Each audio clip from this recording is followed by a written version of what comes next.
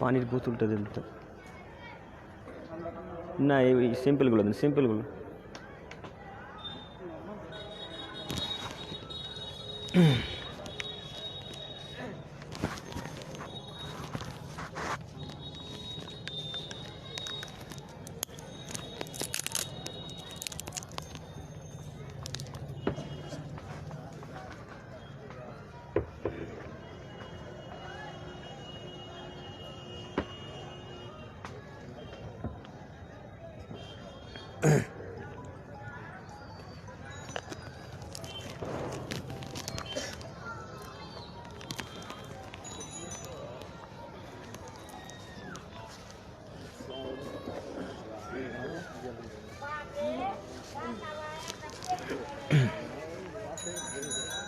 السلام عليكم ورحمة الله.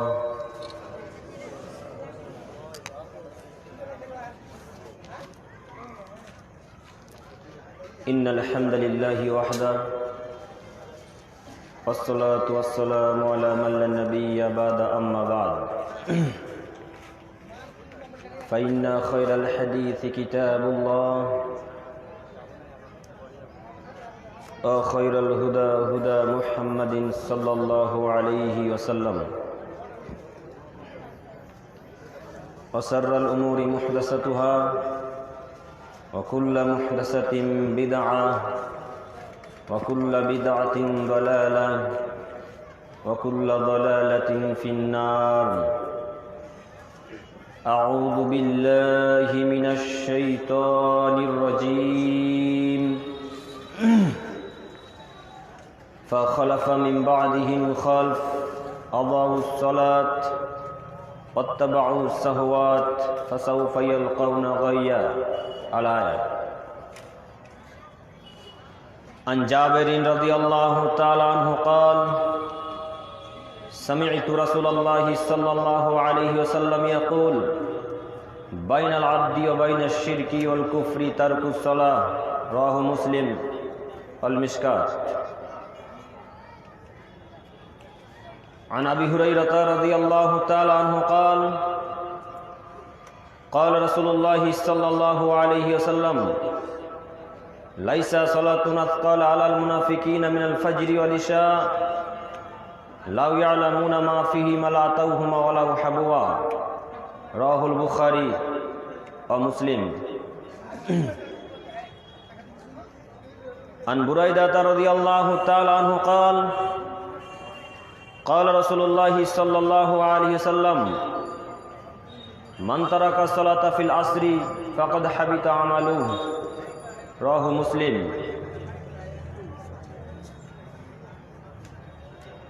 عن أبي هريرة رضي الله تعالى عنه قال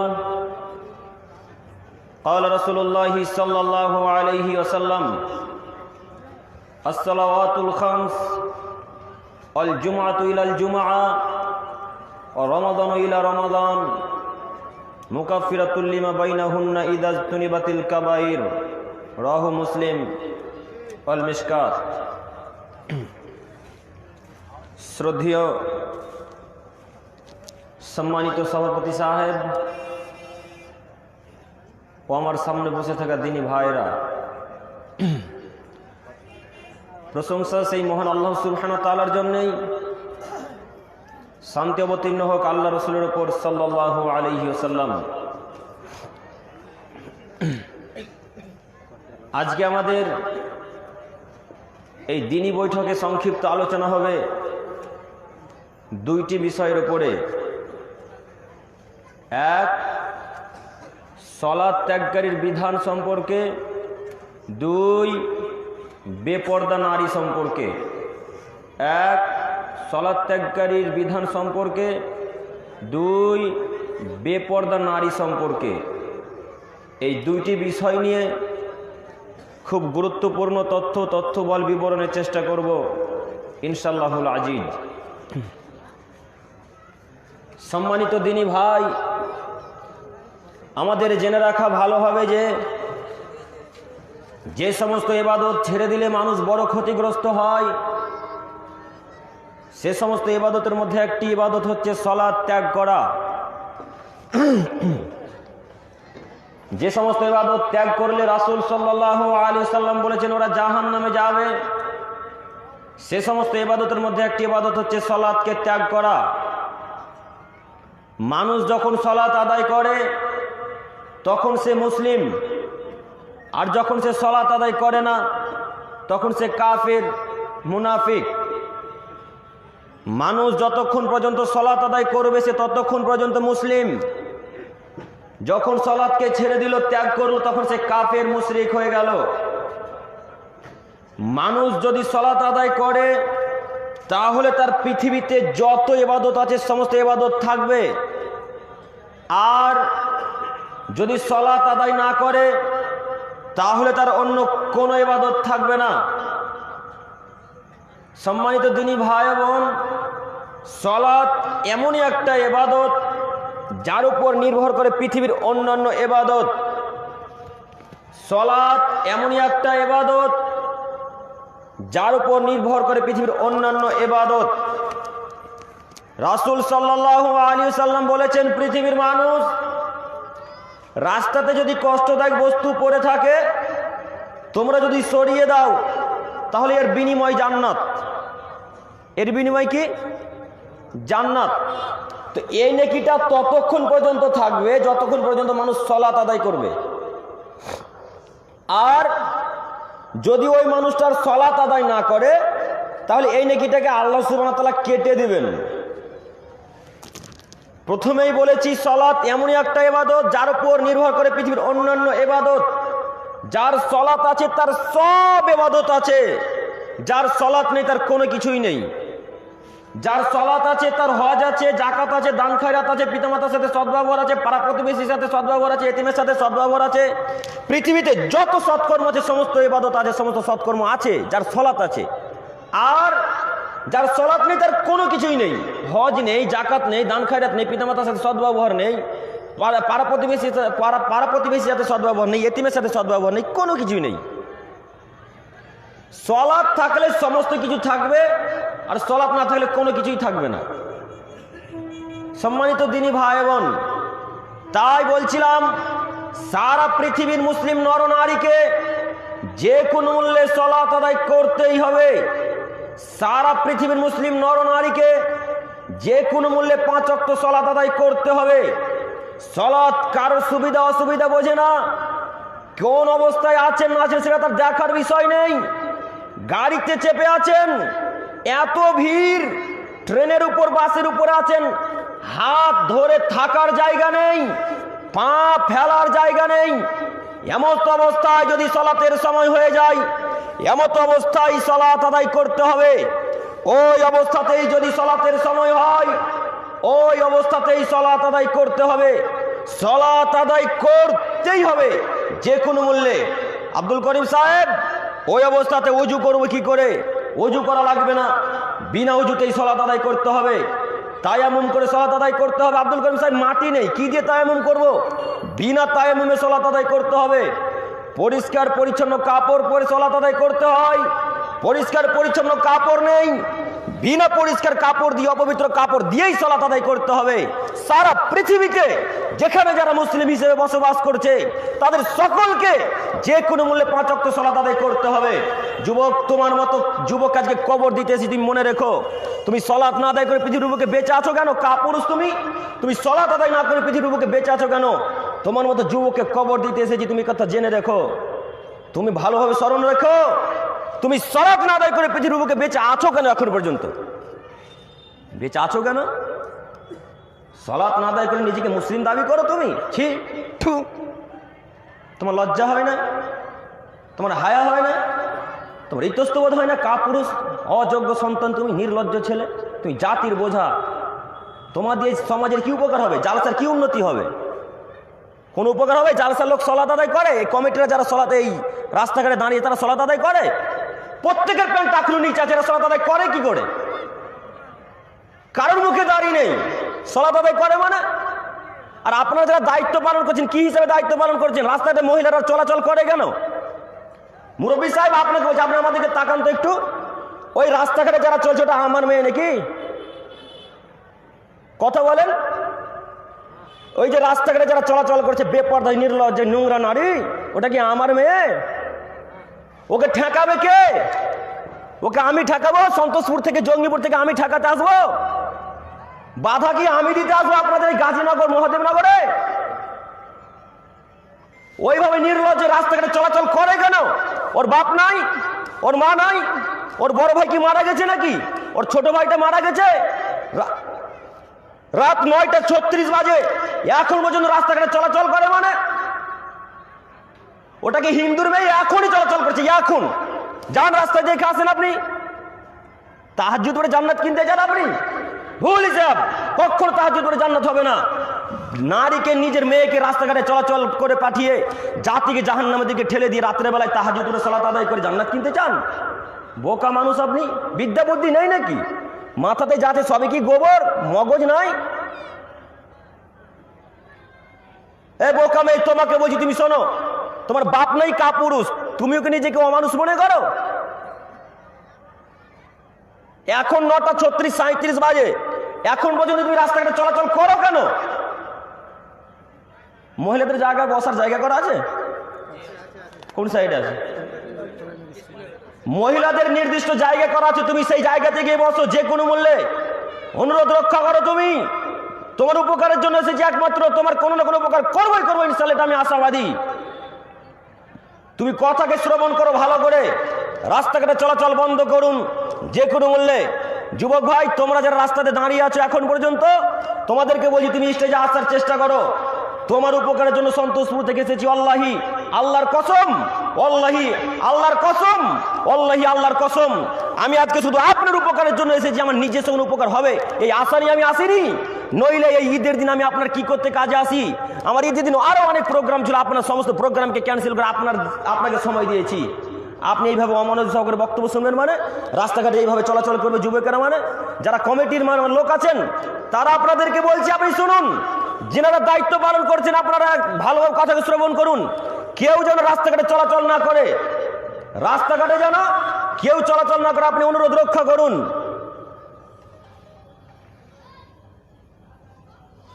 মুসলিম ঘরে জন্মগ্রহণ করে নারীরা রাস্তাঘাটে চলাচল করবে মানে? বাড়িতেই থাকতে হবে, জরুরি প্রয়োজন ছাড়া ঘর থেকে বেরোতে পারবে না। একটু পরে আয় প্রেস করবো, তার আগে জরুরি আরো কথা। সম্মানিত দিনী ভাই বোন, আমরা আলোচনা করছিলাম সালাত সম্পর্কে। সালাত এমনই একটা ইবাদত যার উপর নির্ভর করে পৃথিবীর অন্যান্য ইবাদত। যে কোনো মানুষের সুবিধা অসুবিধা বোঝে না, কোন অবস্থায় আছেন না আছেন তার দেখার কোনো বিষয় নেই। যে কোনো মূল্যে সঠিক সময়ে 5 ওয়াক্ত সালাত আদায় করতেই হবে সারা পৃথিবীর মুসলিম নরনারীকে। সম্মানিত দিনী ভাই, মহান আল্লাহ তাআলা বলেন, ফাখালাফা মিন বাদিহিম খালফ, অতঃপর তাদের পরে এলো অপদার্থের দল, আযাউস সালাত, যারা তাদের সালাতকে নষ্ট করলো, অত্তাবাউস শাহওয়াত, যারা তাদের মনের কুপ্রবৃত্তির অনুসরণ করলো, ফাসাউফা ইয়ালকাউনা গাইয়া, অচিরেই আমি তাদেরকে ভ্রান্ত পথের শাস্তি ভোগ করাবো। এক, তাদের পরে এলো অপদার্থের দল, আযাউস সালাত, যারা তাদের সালাতকে নষ্ট করলো, অত্তাবাউস শাহওয়াত, কুপ্রবৃত্তির অনুসরণ করলো, ফাসাউফা ইয়ালকাউনা গাইয়া, অচিরেই তাদেরকে ভ্রান্ত পথের শাস্তি ভোগ করাবো। সম্মানিত দিনী ভাই বোন, প্রথম বাক্যের কথা মহান আল্লাহ তাআলা বলেন, যারা সালাত আদায় করে না তারা অপদার্থ মানুষ, যারা সালাত আদায় করে না তারা নির্লজ্জ মানুষ, যারা সালাত আদায় করে না তারা বেয়াদব মানুষ, যারা সালাত আদায় করে না তারা মূর্খ মানুষ। আপনি নিজেকে সালাত না আদায় করে শিক্ষিত মানুষ মনে করিয়েন না। আপনাকে হাজারো দিন বলেছি, সালাত আদায় না করে নিজেকে শিক্ষিত মানুষ মনে করিয়েন না। যদি আপনি মাস্টার ডিগ্রি পাস করেছেন, কলেজের প্রফেসর হয়েছেন, তো কি হয়েছে? আপনি শিক্ষিত মানুষ নন, আপনি অশিক্ষিত মানুষ, আপনি নির্লজ্জ মানুষ, আপনি বিবেকহীন মানুষ, আপনার মাথাতে মগজ নাই, যা আছে সবই গোবর। নইলে 5 ওয়াক্ত সালাত আদায় করেন না মানে? দেখবেন একটু আপনি অশিক্ষিত মানুষ কিনা। দেখুন, আপনাকে দেখাচ্ছি, দেখুন। মহান আল্লাহ তাআলা বলেন, ইন্নামা ইয়াতাযাক্কারু উলুল আলবাব, পৃথিবীর মানুষ তোমরা জেনে রেখো, নিশ্চয় যারা শিক্ষিত মানুষ তারাই উপদেশ গ্রহণ করে, নিশ্চয় যারা শিক্ষিত মানুষ তারাই উপদেশ গ্রহণ করে, নিশ্চয় যারা শিক্ষিতা নারী তারাই উপদেশ গ্রহণ করে। অতএব আজকের এই আলোচনার যত অংশ, সমস্ত কথাকে যারা মেনে নিবে এরা সব শিক্ষিত মানুষ। এই লোকটা পড়ালেখা জানুক আর না জানুক, চাষে খাটা মানুষ, রাজমিস্ত্রি মানুষ, পড়ালেখা জানুক আর না জানুক, এই লোক যদি কথাকে গ্রহণ করে নেয়, উপদেশ যদি মেনে নেয়, এগুলো শিক্ষিত মানুষ।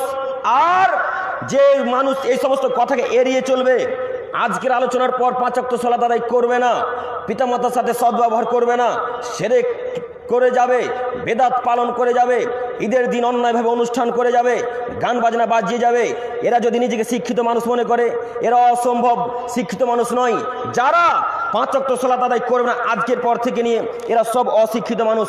দেখি কে প্রমাণ করতে পারে আপনি শিক্ষিত মানুষ? বুঝতে পারেননি কথা মনে হয় আমার? যারা সালাত আদায় করলো তারা শিক্ষিত মানুষ, যারা সালাত আদায় করলো না তারা অশিক্ষিত মানুষ। যারা সালাত আদায় করলো তারা শিক্ষিত মানুষ, যারা সালাত আদায় করলো না তারা অশিক্ষিত মানুষ। মাস্টার সাহেব, আপনি নিজেকে মাস্টার মনে করেন তো কি হয়েছে? মুখে দাড়ি নেই, আপনি অশিক্ষিত মানুষ। প্যান্ট টাকরো নিচে থাকে, আপনি অশিক্ষিত মানুষ। আপনি সালাত আদায় করেন, আপনি অশিক্ষিত মানুষ। আপনি নির্লজ্জ মানুষ, আপনি বেহায়া মানুষ, আপনি নির্লজ্জ মানুষ, আপনি বিবেকহীন মানুষ, আপনি মানুষই নন। মহান আল্লাহ তাআলার ভাষাতে আল্লাহ তাআলা বলেন, ফাখলাফা মিন বাদিহিম খালফ, অতঃপর তাদের পরে অপদার্থের দল, আযাউস সালাত, যারা তাদের সালাতকে নষ্ট করলো তারা হলো অপদার্থ মানুষ, নির্লজ্জ মানুষ। অত্র আয়াতের বিবরণ দ্বারা বোঝা যায় যারা সালাত আদায় করে তারা সব শিক্ষিত মানুষ, যারা সালাত আদায় করে না তারা অশিক্ষিত মানুষ। যদিও আপনি কলেজের প্রফেসর হন, তারপরেও কিছু করার নেই। আয়াতের অর্থের বিবরণ দ্বারা এটাই বোঝা যায়। অতএব যুবক ভাই, তোমাকে বলে যাই, তুমি পরিবর্তন হও। তোমার বাপ তো অশিক্ষিত মানুষ, তোমার বাপ তো সালাত আদায় না করে করে করে পশু প্রাণী হয়ে গেছে, গরু ছাগল হয়ে গেছে। তুমিও কি নিজেকে পশু প্রাণী মনে করো? তোমার বাপ তো তোমাকে কিছু বলে না, 5 ওয়াক্ত সালাতের কথা বলে না, ফজরের সময় ফজরের সময় একেবারে ঘুমিয়ে থাকে, কোনো ভ্রুক্ষেপই নেই। ফজরে যে সালাত আদায় করতে হবে তার কোনো ব্যাপারই নেই, আলোই নেই এই ব্যাপারে। তো তোমার বাপ তোমাকে কিছু বলে না, তাই মনে করেছে আমি তোমাকে ছাড় দিয়ে কথা বলবো? তোমার বাপ না বলে বলে পশু প্রাণীর মতো ব্যবহার করতে শিখেছে। দেখো তোমার বাপ আজকে চায়ের দোকানে এখন আড্ডা মারছে, এখন তুমি যাও দেখো, ওটা তোমারই বাপ, আমার বাপ নয়। ওরা তোমারই আত্মীয় স্বজন, যুবক, আমার কেউ নয়। এখন আলোচনা, এখানে একটা দিনই বৈঠক হচ্ছে, আর এই যে অযোগ্য নির্লজ্জ ছেলেরা রাস্তাঘাটে চলাচল করছে, এটা আমার ছেলে কি? ওটা কি আমার ছেলে? ওকে বাধা দিবে কি? ওকে বলবে কি যে আব্বু ওখানে জালসা হচ্ছে, চলো জালসার স্থানে? যদি জালসার স্থানে না যাও আব্বু, তাহলে ঘরে বসে থাকো, ঘরে বসে থাকো, পাপ কম হবে। ঘরে বসে থাকো আব্বু, পাপ কম হবে। এই উপদেশ আমি দিতে আসবো জঙ্গিপুর থেকে? উপদেশ আপনাকে দিতে হবে। সম্মানিত দিনী ভাই বোন, পরিবর্তন হন। কথা শুনে খারাপ লাগলে কথাই চূড়ান্ত, কথাই সত্য। আমার কথায় খারাপ লাগুক, মিঠা লাগুক, তিতা লাগুক, আমার কোনো কিছু করার নেই। আমি কাউকে পরোয়া করে বক্তব্য রাখি না। আপনি আমাকে ভালোবাসুন না বাসুন, আমার কোনো যায় আসে না। সম্মানিত দিনী ভাই বোন, বলছিলাম এরপরের আয়াত মহান আল্লাহ তাআলা বলেন, ফাওয়াইলুল লিল মুসাল্লিন, ধ্বংস সুনিশ্চিত, ধ্বংস হবেই হবে ওই সমস্ত সালাত আদায়কারীর, আল্লাযীনা হুম আন সালাতিহিম সাহুন, যারা সালাতের ব্যাপারে অমনোযোগী। ধ্বংস সুনিশ্চিত, ধ্বংস হবেই হবে ওই সমস্ত সালাত আদায়কারী যারা সালাতের ব্যাপারে অমনোযোগী। যারা জোহরের সালাত আসরের সময় আদায় করে, যারা আসরের সালাত মাগরিবের সময় আদায় করে, যারা মাগরিবের সালাত এশার সময় আদায় করে, এরা ধ্বংস হবেই হবে। ফজরের কথা তো বললামই না। ইমাম সাহেবকে যদি জিজ্ঞাসা করা হয়, ইমাম সাহেব বলুন তো, আজকেই তো রমজান পার হয়ে গেছে, এই যে ফজরটা যেটা পার হয়ে গেল, এই ফজরে কতজন মানুষ উপস্থিত হয়েছিলেন? ইমাম সাহেব হয়তোবা বলবে 3 থেকে 4 জন, হয়তোবা খুব বেশি হলে 6 জন। যারা নিজের ইচ্ছা মতো সালাত আদায় করে তারা ধ্বংস হবেই হবে। যারা নিজের মন মতো সালাত আদায় করে তারা ধ্বংস হবেই হবে। যারা নিজের ইচ্ছা মতো সালাত আদায় করে তারা ধ্বংস হবেই হবে। সারা পৃথিবীর মুসলিম নর নারীকে যদি সালাত আদায় করতেই হয়, সারা পৃথিবীর মুসলিম নর নারীকে যদি সালাত আদায় করতেই হয়, একেবারে ইখলাসের সাথে, আল্লাহ তাআলাকে খুশি করার উদ্দেশ্যেই, এক নিষ্ঠতার সাথে আল্লাহ তাআলাকে খুশি করার উদ্দেশ্যেই সালাত আদায় করতে হবে। একেবারে আল্লাহ তাআলাকে খুশি করার উদ্দেশ্যেই সালাত আদায় করতে হবে। অন্য কোনো মানুষের উদ্দেশ্যে যদি সালাত হয় এ সালাত বাতিল, এ সালাত বাতিল, এ সালাত বাতিল। এ সালাতের 5 পয়সা দাম নেই আল্লাহ তাআলার কাছে। আপনি ধ্বংস হবেন এ কথাই চূড়ান্ত। এমন ভাবে সালাত আদায় করতে হবে আমি যেন আল্লাহ তাআলাকে দেখতে পাচ্ছি। এটা যদি সম্ভব না হয় তাহলে আল্লাহ তাআলা আমাকে দেখতে পাচ্ছে, এটা মনে রেখে সালাত আদায় করতে হবে। আর সালাতে দাঁড়িয়ে আপনি এইদিকে সেদিকে তাকাচ্ছেন, এই সালাতের কোনো দাম আছে? মুরব্বী সাহেব আপনাকে দেখা যায়, মুরব্বী সাহেব আপনাকে বলছি একটু লক্ষ্য করুন তো আমার কথা, আপনাকে খারাপ লাগে কিনা দেখি একটু। সালাতে দাঁড়িয়ে আপনি এদিক ওদিক তাকান কেন? ফ্যান কয় পাক ঘুরছে, ঘড়িতে কটা বাজে এটা কি দেখেন? কেন সিজদার জায়গাতে চোখ থাকে না? সিজদার জায়গায় চোখ থাকতে অসুবিধা হয়? আপনি ধ্বংস হবেন এ কথাই চূড়ান্ত। আল্লাহ তাআলা বলেছেন, আমার কিচ্ছু করার নেই, কি করবো বলুন? আল্লাহ তাআলা এইভাবে বলছেন, ফাওয়াইলুল লিল মুসাল্লিন, ধ্বংস সুনিশ্চিত, ধ্বংস হবেই হবে ওই সমস্ত সালাত আদায়কারী যারা নিজের ইচ্ছা মতো নিজের খুশি মতো সালাত আদায় করে। সম্মানিত দিনী ভাই বোন, বলছিলাম সারা পৃথিবীর মুসলিম নরনারীকে সালাত আদায় করলে সঠিক সময়ে একেবারে নির্দিষ্ট সময়ে সালাত আদায় করতে হবে। আর বিশেষ করে ফজর সালাত ত্যাগ করবেন না কোনোদিনও, যে কোনো মূল্যে। এরপর আয়াত মহান আল্লাহ তাআলা বলেন, ইয়া আইয়ুহাল্লাযীনা আমানু, হে পৃথিবীর ঈমানদার মানব সম্প্রদায়, তোমরা যারা বিশ্বাস করেছো আল্লাহ তাআলা এক, তোমরা যারা বিশ্বাস করেছো যে মুহাম্মদ সাল্লাল্লাহু আলাইহি সাল্লাম আল্লাহর শেষ নবী ও রাসূল, তোমরা যারা বিশ্বাস করেছো যে জান্নাত জাহান্নাম সত্য, তোমরা যারা বিশ্বাস করেছো কবরের আযাব সত্য, কবরের আযাব সত্য, তোমাদেরকে বলছি তোমরা শোনো, লা তুলহিকুম আমওয়ালুকুম ওয়ালা আওলাদুকুম আন যিকরিল্লাহ। পৃথিবীর মানুষ, তোমরা তোমাদের ধন সম্পদ পেয়ে, তোমরা তোমাদের সন্তান সন্ততি পেয়ে আমার জিকির অর্থাৎ সালাত থেকে দূরে সরে যেও না। পৃথিবীর মানুষ, তোমরা তোমাদের ধন সম্পদ পেয়ে, সন্তান সন্ততি পেয়ে আমার জিকির অর্থাৎ সালাত থেকে দূরে সরে যেও না। পৃথিবীর মানুষ, তোমরা যদি এমনটা করো, ও মাইয়াফাল যালিক, যদি তোমরা এমনটা করো, ফাউলাইকা হুমুল খাসিরুন, তাহলে তোমরা ক্ষতিগ্রস্তদের অন্তর্ভুক্ত হবে। পৃথিবীর মানুষ, তোমরা যদি ধন সম্পদ পেয়ে, টাকা পয়সা পেয়ে, ছেলে মেয়ে পেয়ে যদি আমার জিকির মানে সালাতকে ছেড়ে দাও, তাহলে তোমরা ধ্বংস হবেই হবে। সম্মানিত দিনী ভাই বোন, আপনার বয়স, মুরব্বী সাহেব, আপনার বয়স এখন মোটামুটি 50 বছর হয়ে গেছে, এখন পর্যন্ত এক ওয়াক্ত সালাত আদায় করেননি, এক ওয়াক্ত সালাত আদায় করেননি। মসজিদের গেট কোন দিকে তাই জানেন না আপনি, কোন দিকে মুখ করে সালাত আদায় করতে হয় তাই জানেন না। এই তো মুসলমান আপনি। আপনাকে লজ্জা লাগে না কেন যে আমি মুসলমানের বাচ্চা? আপনাকে কত জায়গায় বললাম, যখন আপনাকে জিজ্ঞাসা করবে আপনি জাতি কি, তখন বলবেন হিন্দুর বাচ্চা। আপনার নাম কি? গৌতম বুদ্ধ। বাপের নাম কি? অমুক বুদ্ধ। হিন্দুর পরিচয় দিতে পারেন না, মুসলমানের পরিচয় দেন কেন? মুসলিম দাবি করেন কেন আপনি? 50 বছর বয়স হয়ে গেলে এখন পর্যন্ত এক ওয়াক্ত সালাত আদায় করেননি, মানে পশু প্রাণীর মতো ব্যবহার কেন? গরু ছাগলের সালাত আদায় করে না, আপনি নিজেকে গরু ছাগল মনে করেন? সম্মানিত দিনী ভাই বোন, বলছিলাম যারা ছেলে মেয়ে পেয়ে, সন্তান সন্ততি পেয়ে হয়েছে, আর ছেলে মেয়েকে ইনকাম করতে দিন, সালাত আদায় করুন, ইনকামও করুন, একেবারে ইনকাম বন্ধ করে দেবেন এমনটা আমি আব্দুল করিম বিন আমিনুল ইসলাম এই কথা বলিনি। আপনাকে ইনকাম করতে কখনো বন্ধ করতে বলবো না, আপনাকে কাজ করে খেতে হবে। ছেলে মেয়ের উপর আশা করে থাকলে হবে না। ছেলে মেয়ে 3 দিন দেখবে, 4 দিনের বেলা লাথি মেরে তাড়িয়ে দিবে। নিজে আপনাকে উপার্জন করে খেতে হবে, কথাই চূড়ান্ত। তার সাথে সাথে তার পাশে পাশে আপনাকে সালাত আদায় করে খেতে হবে, সালাত আদায় করতেই হবে, নাহলে আপনাকে ধ্বংস হতেই হবে।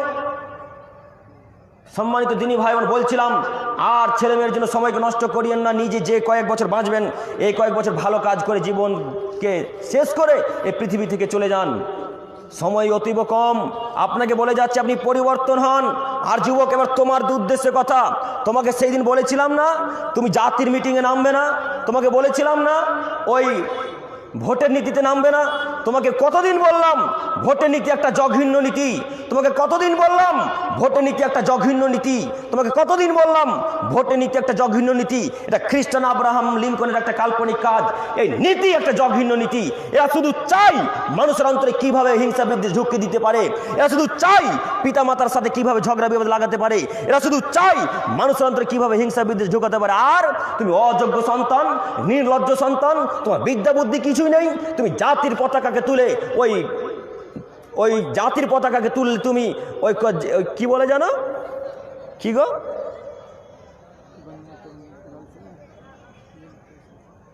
তুমি ভোটের নীতিতে নেমে তুমি বলছো অমুকের চরিত্র ফুলের মতো পবিত্র, ভোটের নীতিতে নেমে তুমি বলছো অমুকের চরিত্র ফুলের মতো পবিত্র। ও অযোগ্য সন্তান, তুমি কি হিসাবে বললে তার চরিত্র ফুলের মতো পবিত্র? তুমি জানো তার চরিত্র কত খারাপ? তোমার জানা আছে কত নাজায়েজ সম্পর্ক আছে তার? তোমার জানা আছে মায়েদের টাকা আছে, মায়েদের বেকার ভাতারের টাকা আছে, টাকাকে মেরে খায়? তোমার জানা আছে বাড়ির টাকা 3,70,000 টাকা আছে, 1.5 লাখ টাকা তোমাকে দেয়, বাকি টাকা সব খেয়ে নাই। আর তুমি ভোটের নীতিতে নেমে মিছিলে নেমে বললে তার চরিত্র ফুলের মতো পবিত্র, অমুকের চরিত্র ফুলের মতো পবিত্র। ও অযোগ্য সন্তান, তোমার মতো যুবকের কবর দিতে এসেছি, তুমি কেন তার মিছিলে গেলে? তুমি বললে কেন তার চরিত্র ফুলের মতো পবিত্র? তার চরিত্র একেবারে বাদ। তোমাকে বলে যাচ্ছি তুমি পরিবর্তন হও, তোমার পরিবর্তনের জন্য আমি আজকে এসেছি। তোমাকে আজ থেকে যেন আর কোনোদিন ওই মিছিলে না দেখতে পাই, মিটিংয়ে যেন না দেখতে পাওয়া যায়। তুমি মুসলিম ঘরে জন্মগ্রহণ করেছো, কোনো খ্রিস্টানের বাচ্চার ঘরে জন্মগ্রহণ করনি, ইহুদির খ্রিস্টানের বাচ্চার ঘরে জন্মগ্রহণ করনি, তুমি মুসলিম। একথা মাথায় রেখে পৃথিবীর বুকে বেঁচে থাকবেন। সম্মানিত দিনী ভাই বোন, বলছিলাম আপনি পরিবর্তন হন যে কোনো মূল্যে। আর সারা পৃথিবীর মুসলিম নরনারীকে যে কোনো মূল্যে 5 ওয়াক্ত সালাত আদায় করেই পৃথিবীর বুকে বেঁচে থাকতে হবে। সম্মানিত দিনী ভাই বোন, কি দিয়ে আমি আপনাকে বোঝাবো সালাত কিভাবে আপনি আদায় করবেন? সালাতের অন্য কোনো বিকল্প রাস্তাই যে নেই। অন্য ইবাদতের বিকল্প রাস্তা আছে, কিন্তু সালাতের কোনো বিকল্প রাস্তা নেই। আব্দুল করিম সাহেব, অন্যান্য ইবাদতের বিকল্প রাস্তা আছে মানে? বুঝতে পারলাম না। ও বুঝতে পারেননি? আমার দিকে তাকান। হজে যাবেন, হজে যাওয়ার পূর্বে আপনার শরীর খারাপ হয়ে গেল, কোনো অসুখ একটা হয়ে গেছে, আর যেতে দিবে না তারা। তো এবারে হজের টাকাটা, হজের কাগজপত্রটা অন্য একটা মানুষকে দিয়ে দেন। ওই লোকটাকে বলুন আপনি হজ করে দেন আমার নামে। ওই লোকটা যদি হজ করে দেয় তো হজ করে যত নাকি পাবে আপনিও তত নাকি পাবেন। এই দেখুন হজের বিকল্প রাস্তা। সিয়ামেরও বিকল্প রাস্তা আছে, দেখবেন। সিয়াম আপনি পালন করতে পারছেন না, সিয়াম আপনি পালন করতে পারছেন, শরীর অসুস্থ কিংবা ডাক্তার নিষেধ করেছে, সিয়াম পালন করলে হয়তো শরীরের বেশি ক্ষতি হতে পারে। তাই আপনি এবার সিয়াম পালন করার জন্য অন্য একটা মানুষকে ধরুন, যে তাকে বলুন আপনি আমার বাড়িতে সাহারি করবেন, খাবেন, ইফতারি করবেন, আমার বাড়িতে 1 মাস যাবত থাকবেন, আমরা যা যা করবো আপনি তাই করবেন।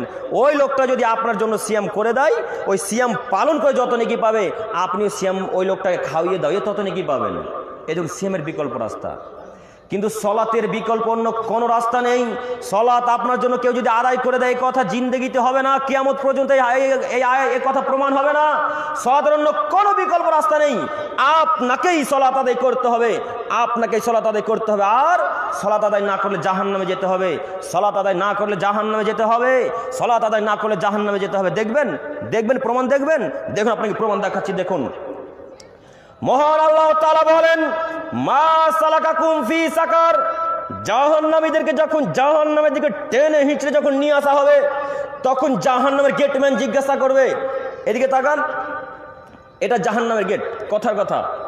এদিকে লক্ষ্য করুন, কেউ কারোর সাথে গল্প করবেন না, চুপ করে বসে থাকুন। পাখি যেন বুঝতে না পারে আপনি মানুষ বসে আছেন, পাখি যেন বুঝে আপনি পাথর বসে আছেন, পাথর।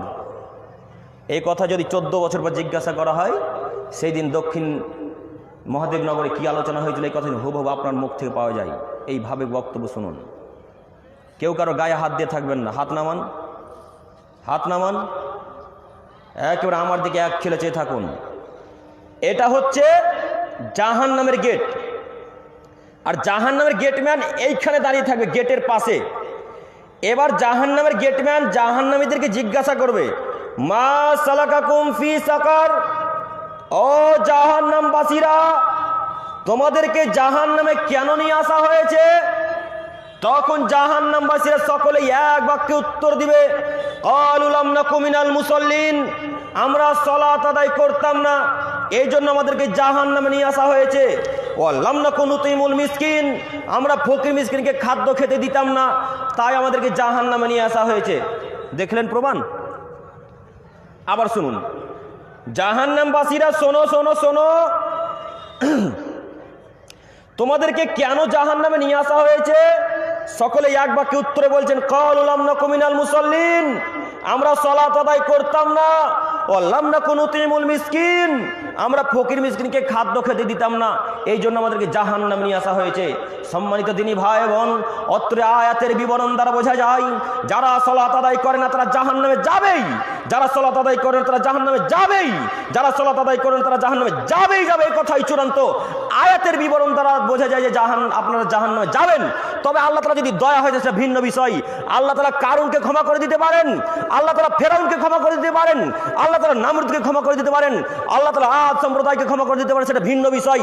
আল্লাহ তাআলা যদি দয়া হয় তাহলে আল্লাহ তাআলা ফেরাউনকে কেন, কারুনকে, নামরুদকে, যত বদ জাতি এসেছিল সমস্ত বদ জাতিকে আল্লাহ তাআলা ক্ষমা করে দিতে পারেন।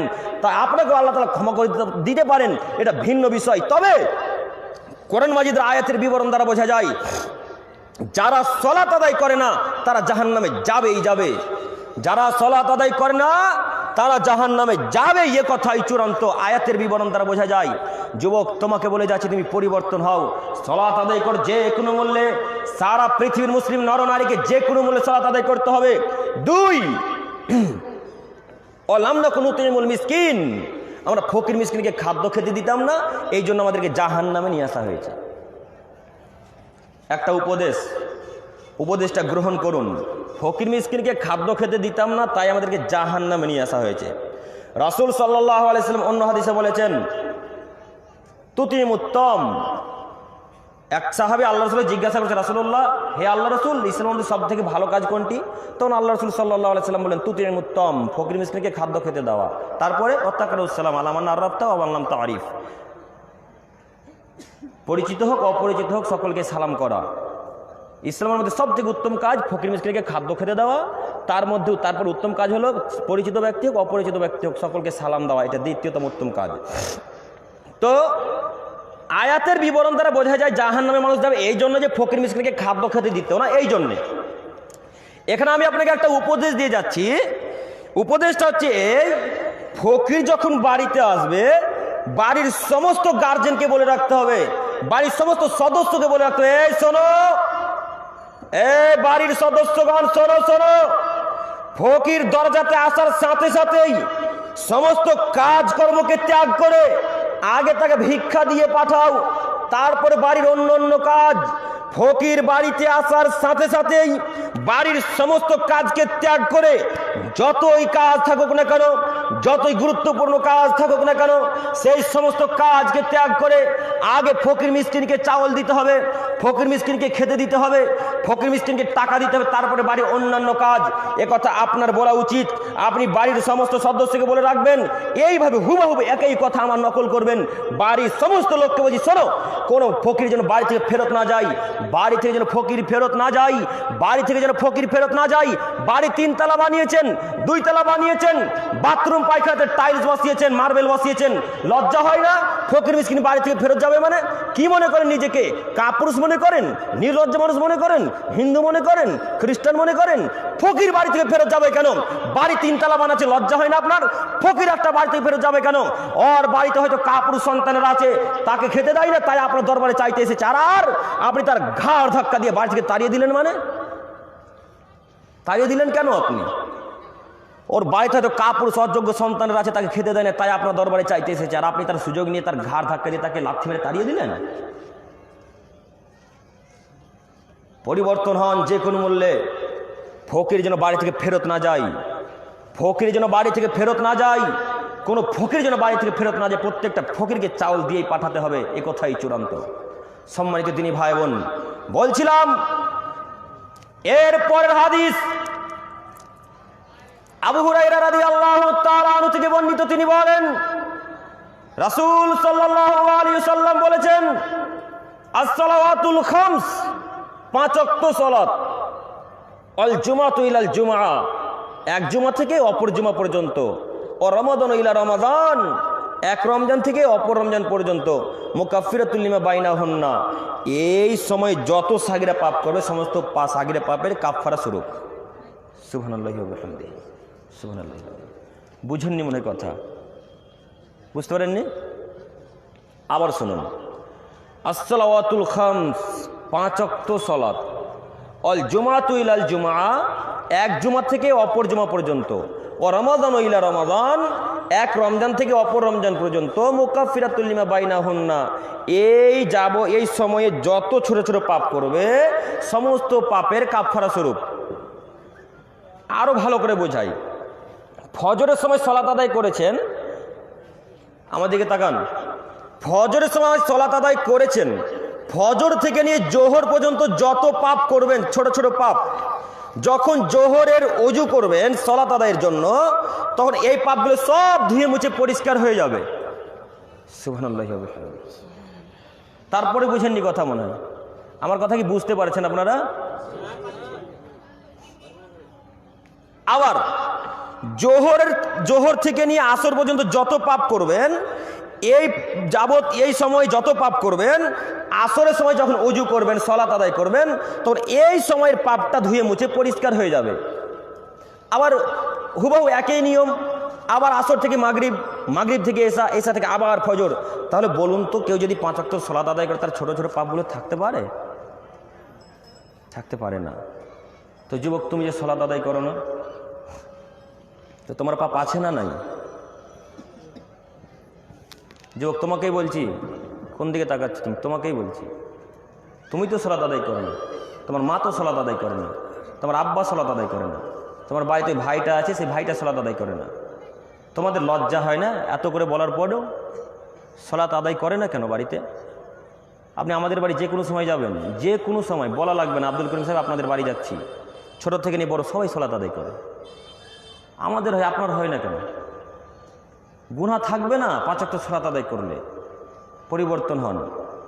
এরপরের অংশে আল্লাহ রাসূল সাল্লাল্লাহু আলাইহি সাল্লাম বলেন, আল জুমাতু ইলাল জুমা, এক জুমা থেকে অপর জুমা পর্যন্ত। কথার কথা, আজকে শুক্রবার সালাত আদায় করেছেন, আজ থেকে নিয়ে 6 দিন যাবত যত ছোট ছোট পাপ করবেন, সামনে শুক্রবার যখন সালাত আদায় করবেন সমস্ত ছোট ছোট পাপগুলো ধুয়ে মুছে পরিষ্কার হয়ে যাবে। সুবহানাল্লাহি ওয়া বিহামদিহি, সুবহানাল্লাহি। তারপর আল্লাহ রাসূল বলেন, রমাদান ইলা রমাদান, এক রমজান থেকে অপর রমজান পর্যন্ত এই গুনাহের কাফারা স্বরূপ। এই যে রমজান মাস চলে গেল, আজ থেকে যত পাপ করবেন, আজ সকাল থেকে যত ছোট ছোট পাপ করেছেন, সামনে রমজান মাস আসা পর্যন্ত এই সময় যত পাপ করবেন, আবার রমজান মাসে যখন সিয়াম পালন করবেন সমস্ত ছোট ছোট পাপগুলো ধুয়ে মুছে আল্লাহ তাআলা পরিষ্কার করে দেবেন। তবে ইদাজতুনিবাতিল কাবাইর, বড় পাপের জন্য তওবা শর্ত। যদি বড় পাপ হয়ে যায়, কাবিরা গুনাহ হয়, তাহলে তওবা ছাড়া এই গুনাহ ক্ষমা হবে না। সম্মানিত দিনী ভাই বোন, বলছিলাম সালাত আদায় করতে হয় সারা পৃথিবীর মুসলিম নরনারীকে যে কোনো মূল্যে। সালাত আদায় করলে ছোট ছোট পাপগুলো ধুয়ে মুছে পরিষ্কার হয়ে যায়। এই জোহর থেকে আসর পর্যন্ত যত পাপ করবেন ছোট ছোট পাপ, ওযু করার সাথে সাথে এই পাপগুলো ধুয়ে মুছে পরিষ্কার হয়ে যাবে। অতএব আপনি পরিবর্তন হন যে কোনো মূল্যে।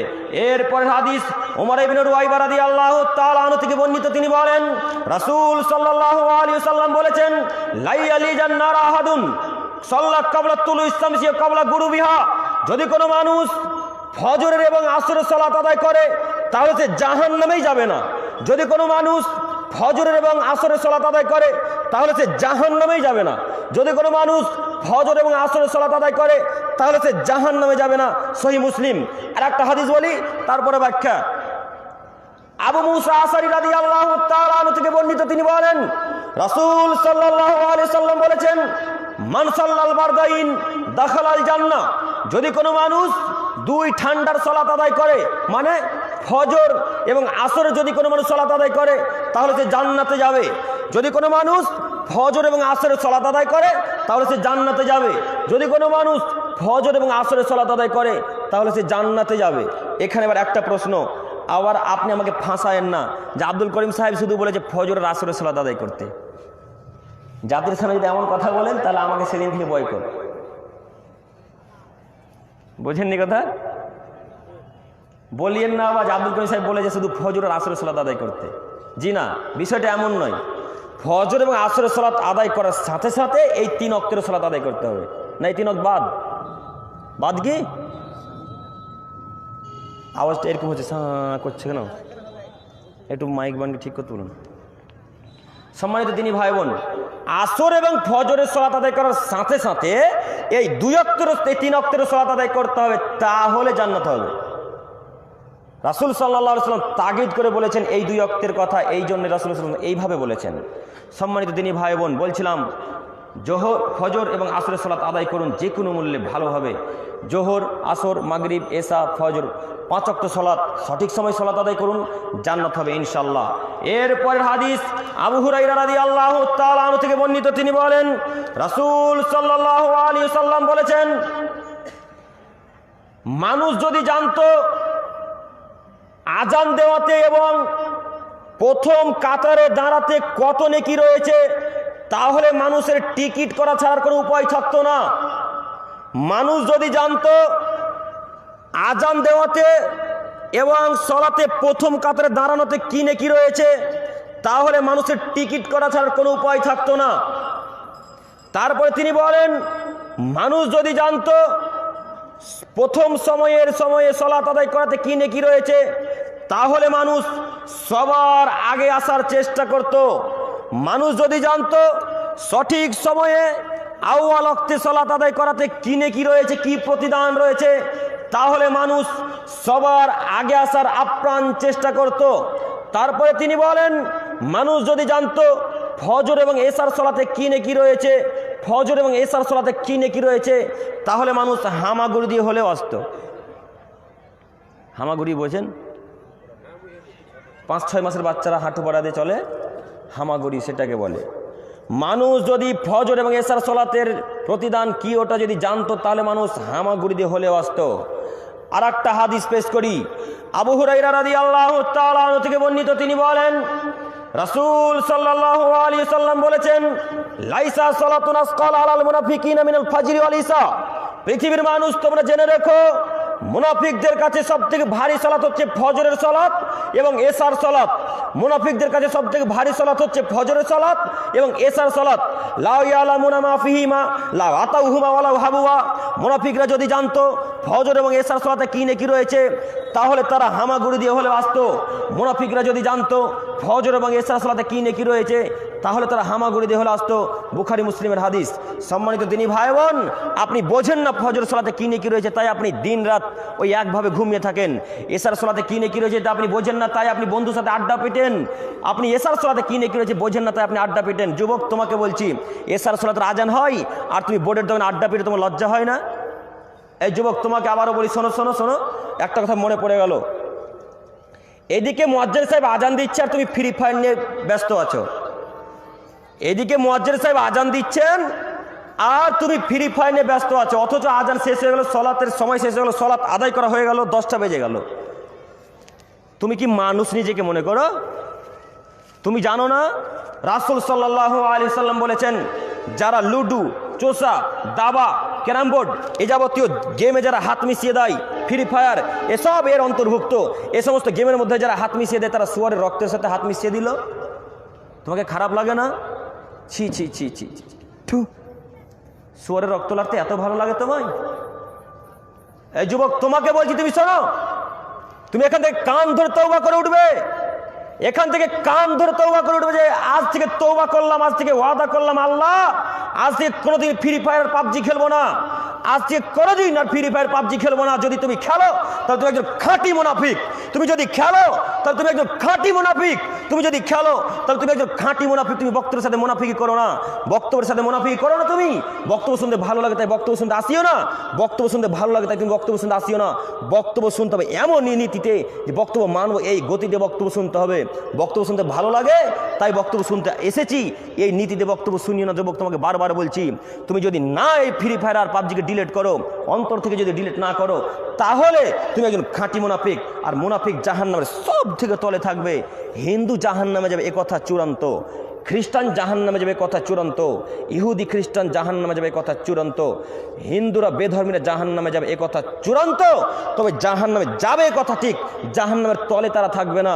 জাহান্নামের তলে কে থাকবে আব্দুল করিম সাহেব? জাহান্নামে তুমি থাকবে যুবক। জাহান্নামের সব থেকে তল, অতল গহ্বর গভীরে তুমি থাকবে। তুমিই থাকবে। তোমার মোবাইলে এখন পর্যন্ত ফ্রি ফায়ার আছে, তুমিই থাকবে। তোমার মোবাইলে এখন পর্যন্ত ফ্রি ফায়ার পাবজি গেম থাকে, অন্যান্য গেম থাকে, লুডো, চাষা, দাবা, ক্যারাম বোর্ড। তুমি খেলো, আমি খেলি না। তুমিই খেলো, আমি খেলি না। কা পুরুষ সন্তান তুমি?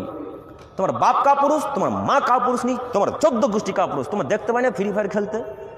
তোমার বাপ মা দেখতে পায় না, নিষেধ করতে পারে না? কেন তোমার বাপ মা তোমাকে ফ্রি ফায়ারের জন্য মোবাইল কিনে দিল? এর জবাব কে দিবে? এর জবাব আপনাকে দিতে হবে মুরব্বী হিসাবে। আপনি প্রস্তুত থাকিয়েন। আপনার চোখের সামনে আপনার ছেলেটা অন্যায় কাজে লিপ্ত হচ্ছে, আপনি নিষেধ করতে পারেন, এর জবাব আপনাকে দিতে পারেন, প্রস্তুত থাকিয়েন। হাজারো দিন বলেছি, এর জবাব আপনাকে দিতে হবে, আপনি প্রস্তুত থাকিয়েন। যে কোনো মূল্যে ছেলেকে বাধা দিতে হবে অন্যায় কাজে।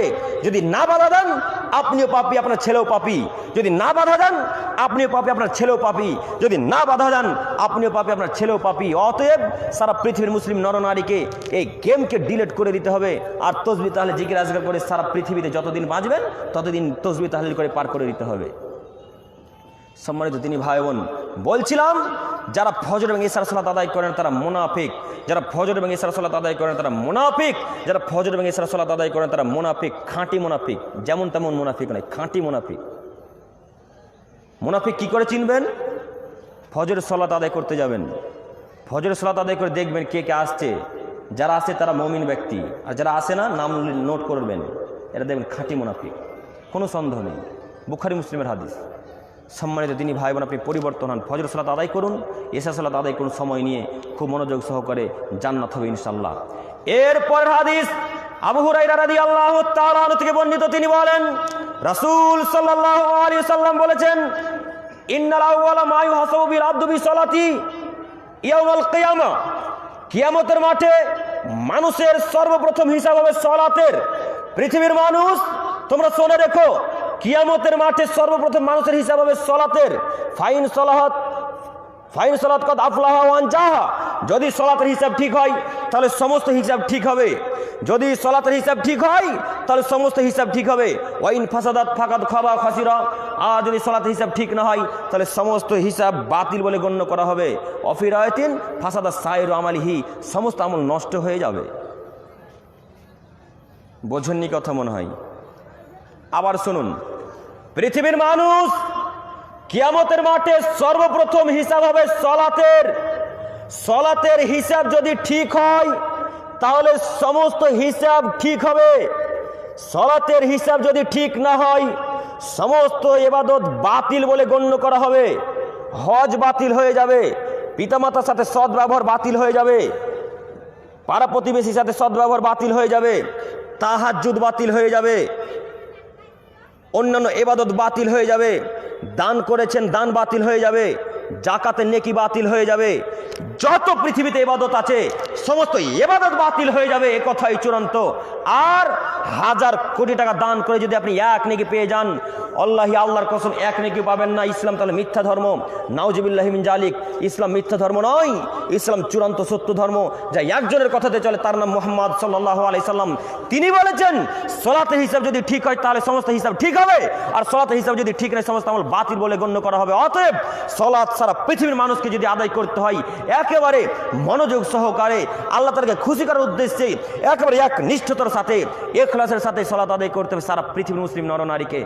অতএব সারা পৃথিবীর মুসলিম নরনারীকে বলে যাচ্ছি, ফজর এবং ইশারের সালাত খুব মনোযোগ সহকারে সালাত আদায় করুন।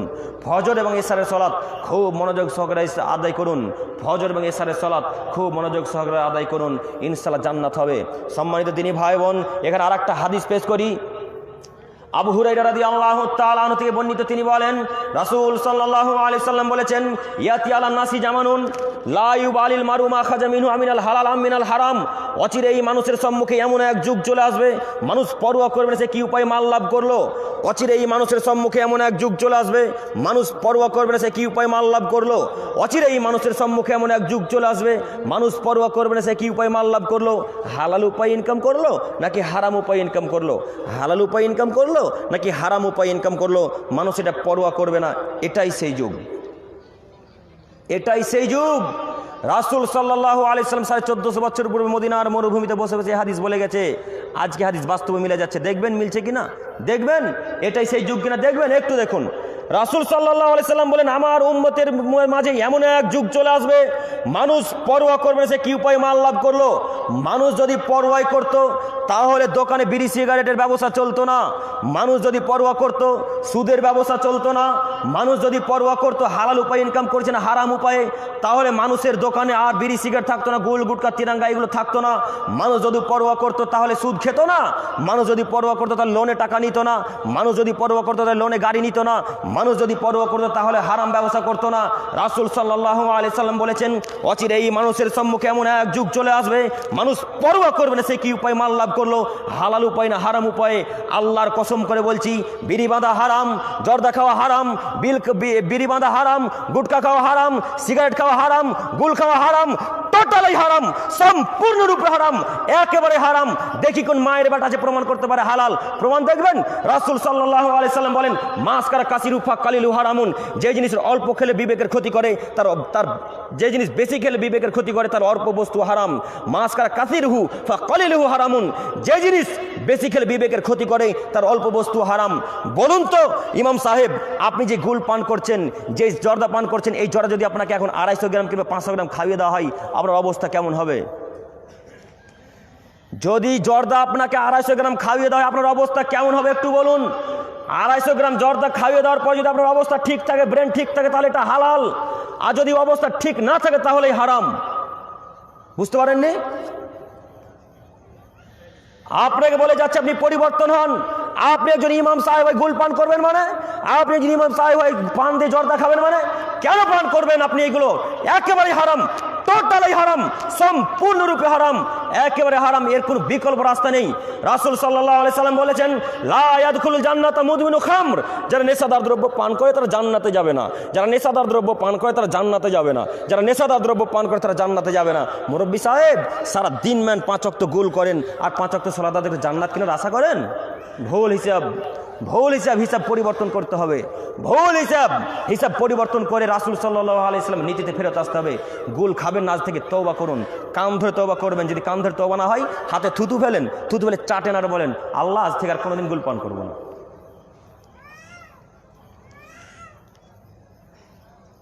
পারবেন না? ইনশাল্লাহ বলুন না, আজ থেকে আর কোনোদিন গুল পান করবো না। সব থেকে বেশি খারাপ লাগে, গুল তো করছে, গুল করতে করতে করতে করতে মসজিদে চলে এসে ওই মসজিদের ওই আপনার ওই উজু করার ওই জায়গাগুলোতে রেখে দিচ্ছে। ও 5 ওয়াক্ত সালাত আদায় করে। তো মুসল্লি যেমন ইমাম সাহেবও তেমন। ইমাম সাহেব যদি গুল না করতো তাহলে তো নিষেধ করতো যে গুল করিয়েন না, গুল করা হারাম। তো ইমাম সাহেব তো গুল করে। তা আচ্ছা বলুন তো, এই ইমাম সাহেব থেকে জাতির কোনো উপকার করা যাবে, আশা করা যায়? এই ইমাম সাহেবদের জাতির কোনো উপকার হবে এটা আশা করা যায়? কখনো আশা করা যায় না। ইমাম সাহেব, মসজিদ ছেড়ে দিতে হবে আপনাকে।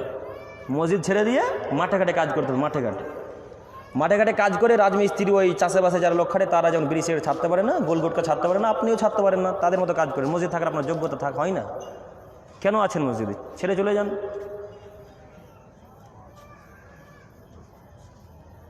সম্মানিত দিনী ভাই বোন, একেবারে টোটালি হারাম এগুলো, একেবারে আর আজ থেকে কোনোদিন পান করবেন না। যারা নেশাদার দ্রব্য পান করে তারা জান্নাতে যাবেন না, জান্নাতি হারাম। দেখবেন হাদিস, দেখবেন, দেখাচ্ছি দেখুন। আব্দুল্লাহ ইবনে উমর রাদিয়াল্লাহু তাআলা আনহু থেকে বর্ণিত, তিনি বলেন, রাসূল সাল্লাল্লাহু আলাইহি সাল্লাম বলেছেন, সালাসাতুন কদ হারামাল্লাহু আলাইহিমুল জান্নাহ। মহান আল্লাহ তাআলা 3 শ্রেণীর মানুষের উপর জান্নাতকে হারাম করে দিয়েছেন। মহান আল্লাহ তাআলা 3 শ্রেণীর মানুষের উপর জান্নাতকে হারাম করে দিয়েছেন। মহান আল্লাহ তাআলা 3 শ্রেণীর মানুষের উপর জান্নাতকে হারাম করে দিয়েছেন। তার এক শ্রেণীর মানুষ হচ্ছে মুদমিনুল খামর, যারা নিয়মিত নেশাদার দ্রব্য পান করে তাদের উপর জান্নাতি হারাম। মুরব্বী সাহেব, কথা খুব করা হয়ে গেল, তাই না? খুব কঠিন হয়ে গেল এবার কথা। জান্নাতে যেতে পারবো না, আল্লাহ কি করব বলেন? হাদিস যেইভাবে আছে, আমি কি একটু কম করে বলবো? কম করে বলে জাহান্নাম কিনে নেবো কি আমি? না বেশি করে বলে জাহান্নাম কিনবো? আমার কথা যদি বিশ্বাস না হয়, যে কোনো সময় আপনি আমার কাছে আসুন, যে কোনো সময় রাত্রি 1টা কি আর 2টায় কি, সব সময় আপনাকে আমি দেখাতে প্রস্তুত আছি। যারা নেশাদার দ্রব্য পান করে তাদের উপর জান্নাত হারাম। 2 ওলা আকুন, পিতামাতার অবাধ্যকারী সন্তানদের উপর জান্নাত হারাম। পিতামাতার অবাধ্যকারী সন্তানের উপর জান্নাত হারাম। পিতামাতার অবাধ্য চলাকারী সন্তানের উপর জান্নাত হারাম।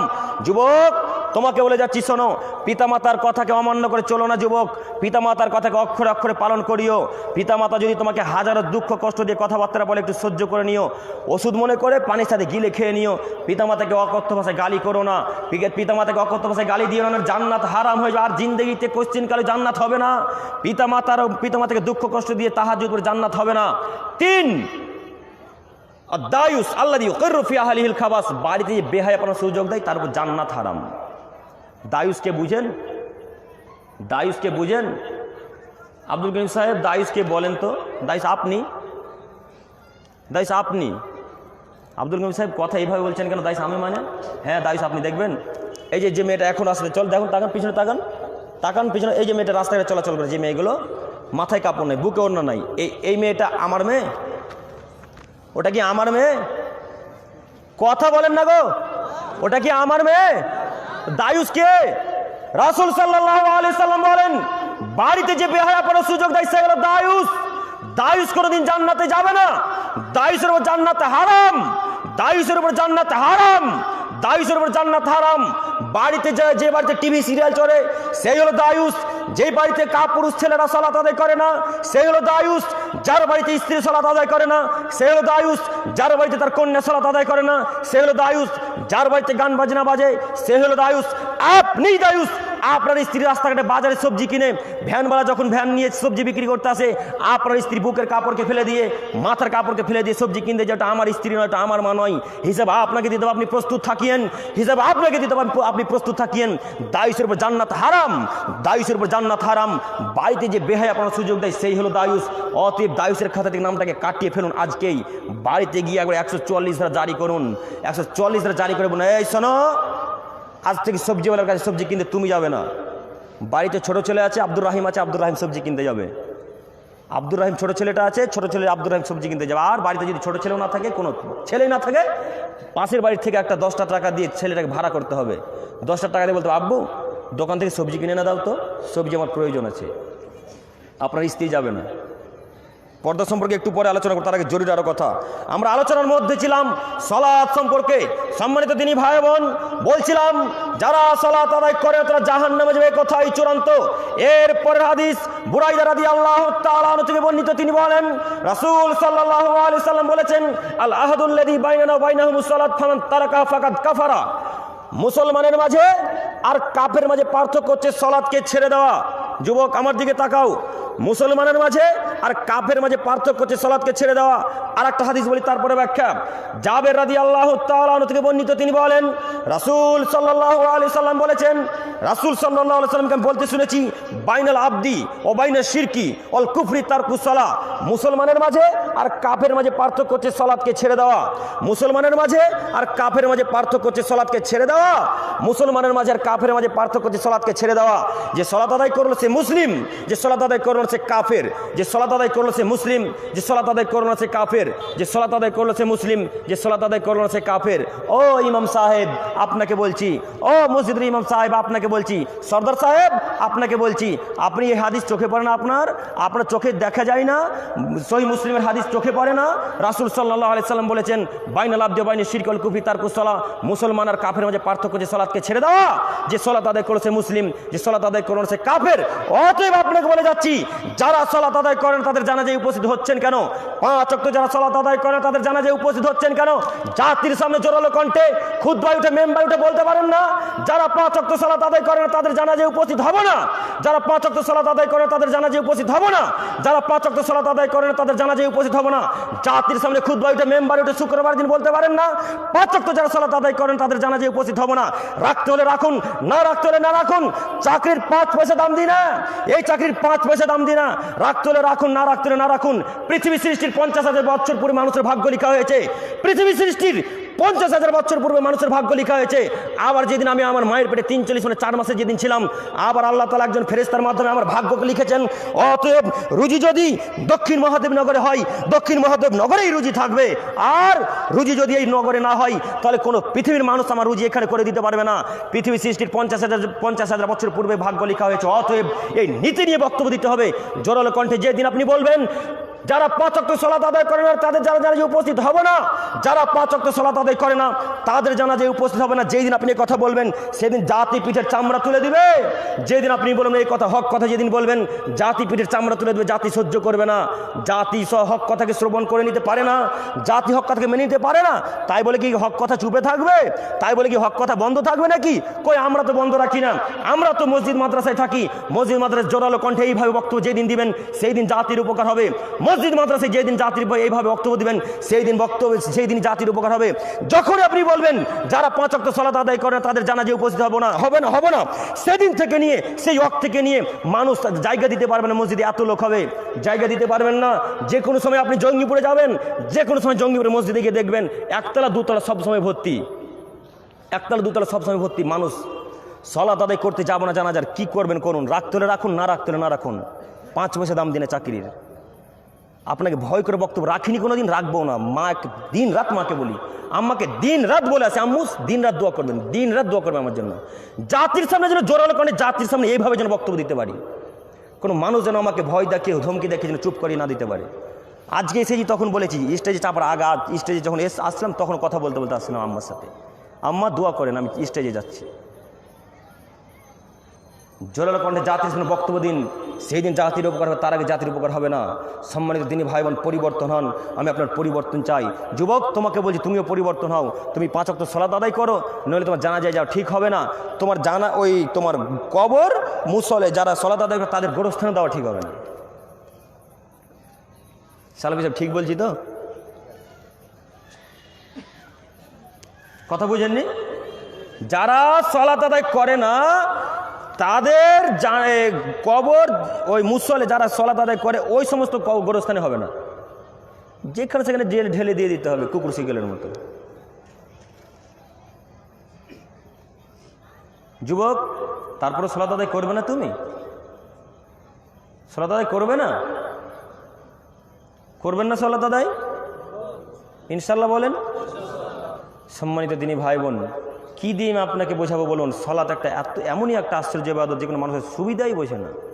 আপনার কাজকর্ম কি, অসুখ কি, যতক্ষণ পাগল না হয়ে গেছেন, মরে না গেছেন, ততক্ষণ পর্যন্ত নামাজ মাপ নাই। পাগল হয়ে গেলে নামাজ পড়া লাগবে না? পাগল হয়ে যান, নিজেকে পরিচয় দেন যে আমি পাগল। পাগলের থেকেও তো খারাপ আপনি, সালাত আদায় করে তো আপনি পাগল থেকে খারাপ নয়। সম্মানিত দিনী ভাই বোন, এরপরে হাদিস বুরাইদা রাদিয়াল্লাহু তাআলা থেকে বর্ণিত, তিনি বলেন রাসূল সাল্লাল্লাহু আলাইহি ওয়াসাল্লাম বলেছেন, মান তারাকা সালাতাল আসরি ফাকাদ হাবিতা আমালুহু, যে ব্যক্তি আসরের সালাত ছেড়ে দিল তার সমস্ত আমল বাতিল হয়ে গেল। যে ব্যক্তি আসরের সালাত ছেড়ে দিল তার আমল বাতিল হয়ে গেল। যে ব্যক্তি আসরের সালাত ছেড়ে দিল তার আমল বাতিল হয়ে গেল। সম্মানিত দিনী ভাই বোন, এরপর হাদিস একটা বলি, আবু হুরায়রা রাদিয়াল্লাহু তাআলা থেকে বর্ণিত, তিনি বলেন রাসূল সাল্লাল্লাহু আলাইহি সাল্লামের কাছে একটা লোক এলো, অন্ধ ব্যক্তি।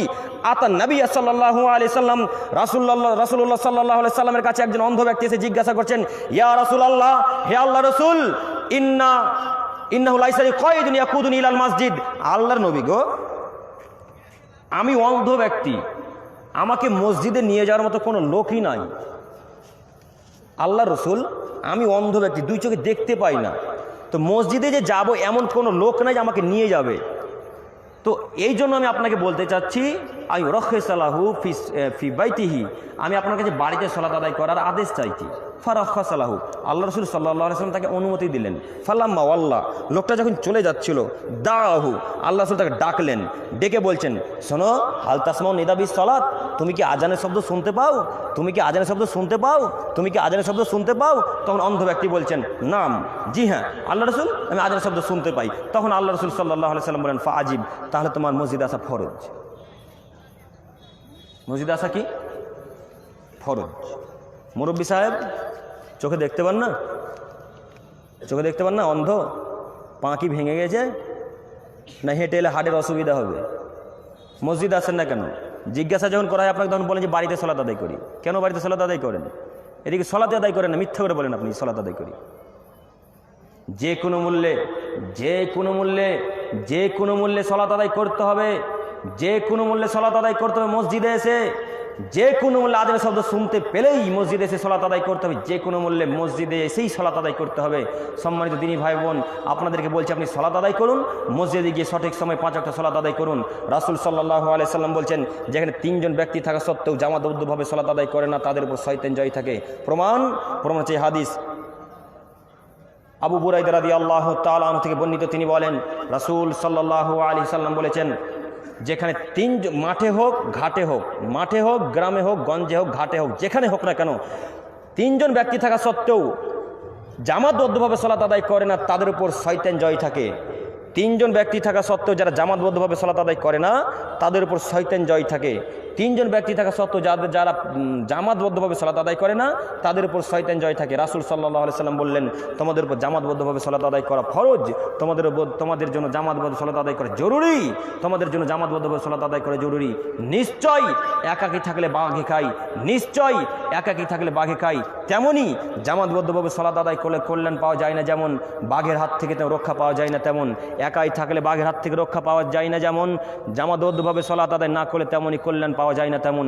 অতএব আপনাকে বলে যাচ্ছি, জামাতবদ্ধভাবেই সালাত আদায় করুন, জামাতবদ্ধভাবেই সালাত আদায় করুন, জামাতবদ্ধভাবেই সালাত আদায় করুন, নইলে পরকালে হয়তোবা কঠিন হয়ে যেতে পারে। আল্লাহ তুমি আমাদের গুনাহ খাতাকে মাফ করো, সকল বোন আল্লাহুম্মা আমিন। সম্মানিত দিনী ভাই বোন, এর পরেরা এবার যে বিষয়টি নিয়ে আলোচনা, সেটা হচ্ছে বেপর্দা নারী। বেপর্দা নারী সম্পর্কে কিছুক্ষণ আলোচনা করেই আজকের আমাদের গুরুত্বপূর্ণ আলোচনা শেষ করবেন ইনশাআল্লাহ। আপনারা কি বিরক্ত বোধ করেন? বিরক্ত লাগে না?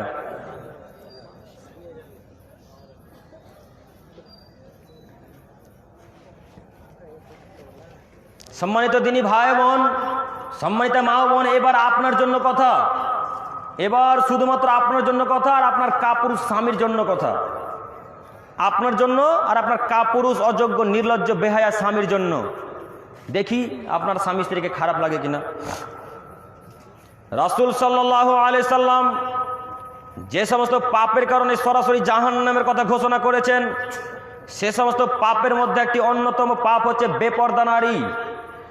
যাদের কারণে রাসূল সাল্লাল্লাহু আলাইহি সাল্লাম সরাসরি জাহান্নামের কথা ঘোষণা করেছেন যাদের জন্য, তাদের মধ্যে অন্যতম হচ্ছে বেপর্দা নারী। বেপর্দা হয়ে যারা চলাচল করে, রাস্তাঘাটে উলঙ্গ হয়ে, জাতিকে পেটপিট দেখিয়ে জাহান্নামের দিকে ঠেলে দিয়ে, স্বামী স্ত্রী মিলে রাতের বেলায় তাহাজ্জুদ পড়ে যারা জান্নাত কেনার চেষ্টা করে, এরা জাহান্নামে যাবে, তাহাজ্জুদ পড়ে জান্নাত হবে না। জাতিকে জাহান্নামের দিকে ঠেলে দিয়ে পেটপিট দেখিয়ে রাতের বেলায় 3টার সময় তাহাজ্জুদ পড়ে লাভ হবে?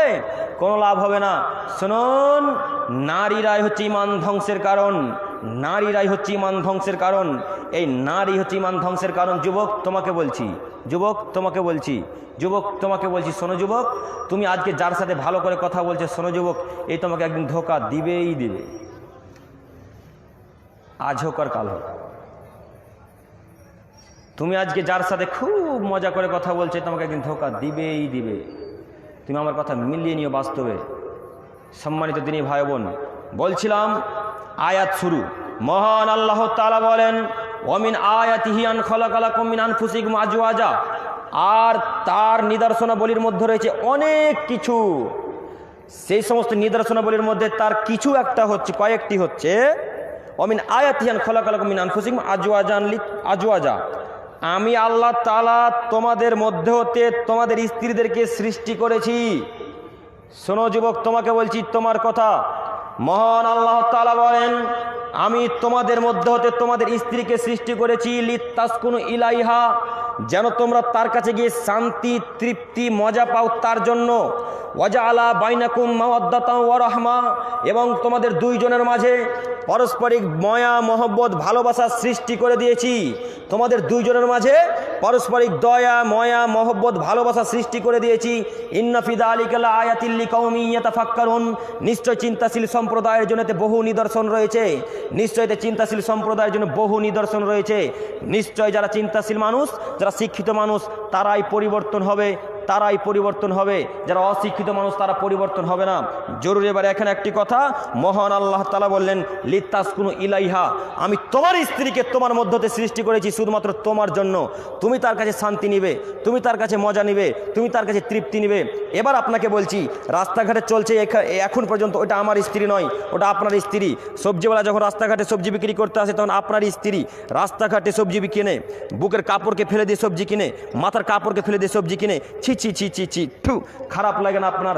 লজ্জা হয় না? ইতস্তবোধ হয় না? বোধগম্য হয় না? নির্লজ্জ মানুষ, বেহায়া মানুষ, অযোগ্য মানুষ, অসভ্য মানুষ আপনি, আপনাকে খারাপ লাগে না কেন? ওটা তো আপনার স্ত্রী। মোহর তো আদায় আপনি করেছেন, মোহর তো গ্রামের লোক আদায় করেনি, ওই ভ্যান চালক আদায় করেনি, মোহর তো ওই সবজিওয়ালা আদায় করেনি। সবজিওয়ালা দেখে মজা নিবে কেন? আপনার স্ত্রী পেট পিট দেখে সবজিওয়ালা মজা নিবে কেন? সবজিওয়ালার কাছে উলঙ্গ হয়ে রাস্তাঘাটে সবজি কিনবে কেন? সবজিওয়ালার কাছে মহিলারা যাবে কেন? সবজিওয়ালার কাছে মহিলারা যাবে কেন? উলঙ্গ হয়ে রাস্তাঘাটে সবজিওয়ালার কাছে সবজি নিবে কেন? মোহর আনা আদায় করলেন আপনি, আর ওই ভ্যান চালক মজা নিবে? ছি যুবক, ছি, ঠু। যুবক লজ্জা করো, তোমাকে খারাপ লাগা উচিত। মোহর 5,000 6,000 টাকা আদায় করে জায়েজ করলে তোমার স্ত্রীকে, আর পাড়া প্রতিবেশীর জন্য হক আদায় করে ছেড়ে দিলে। যুবক ভাই বুঝতে পারছেন কথা? আজ থেকে আপনার স্ত্রী যাবে রাস্তাঘাটে?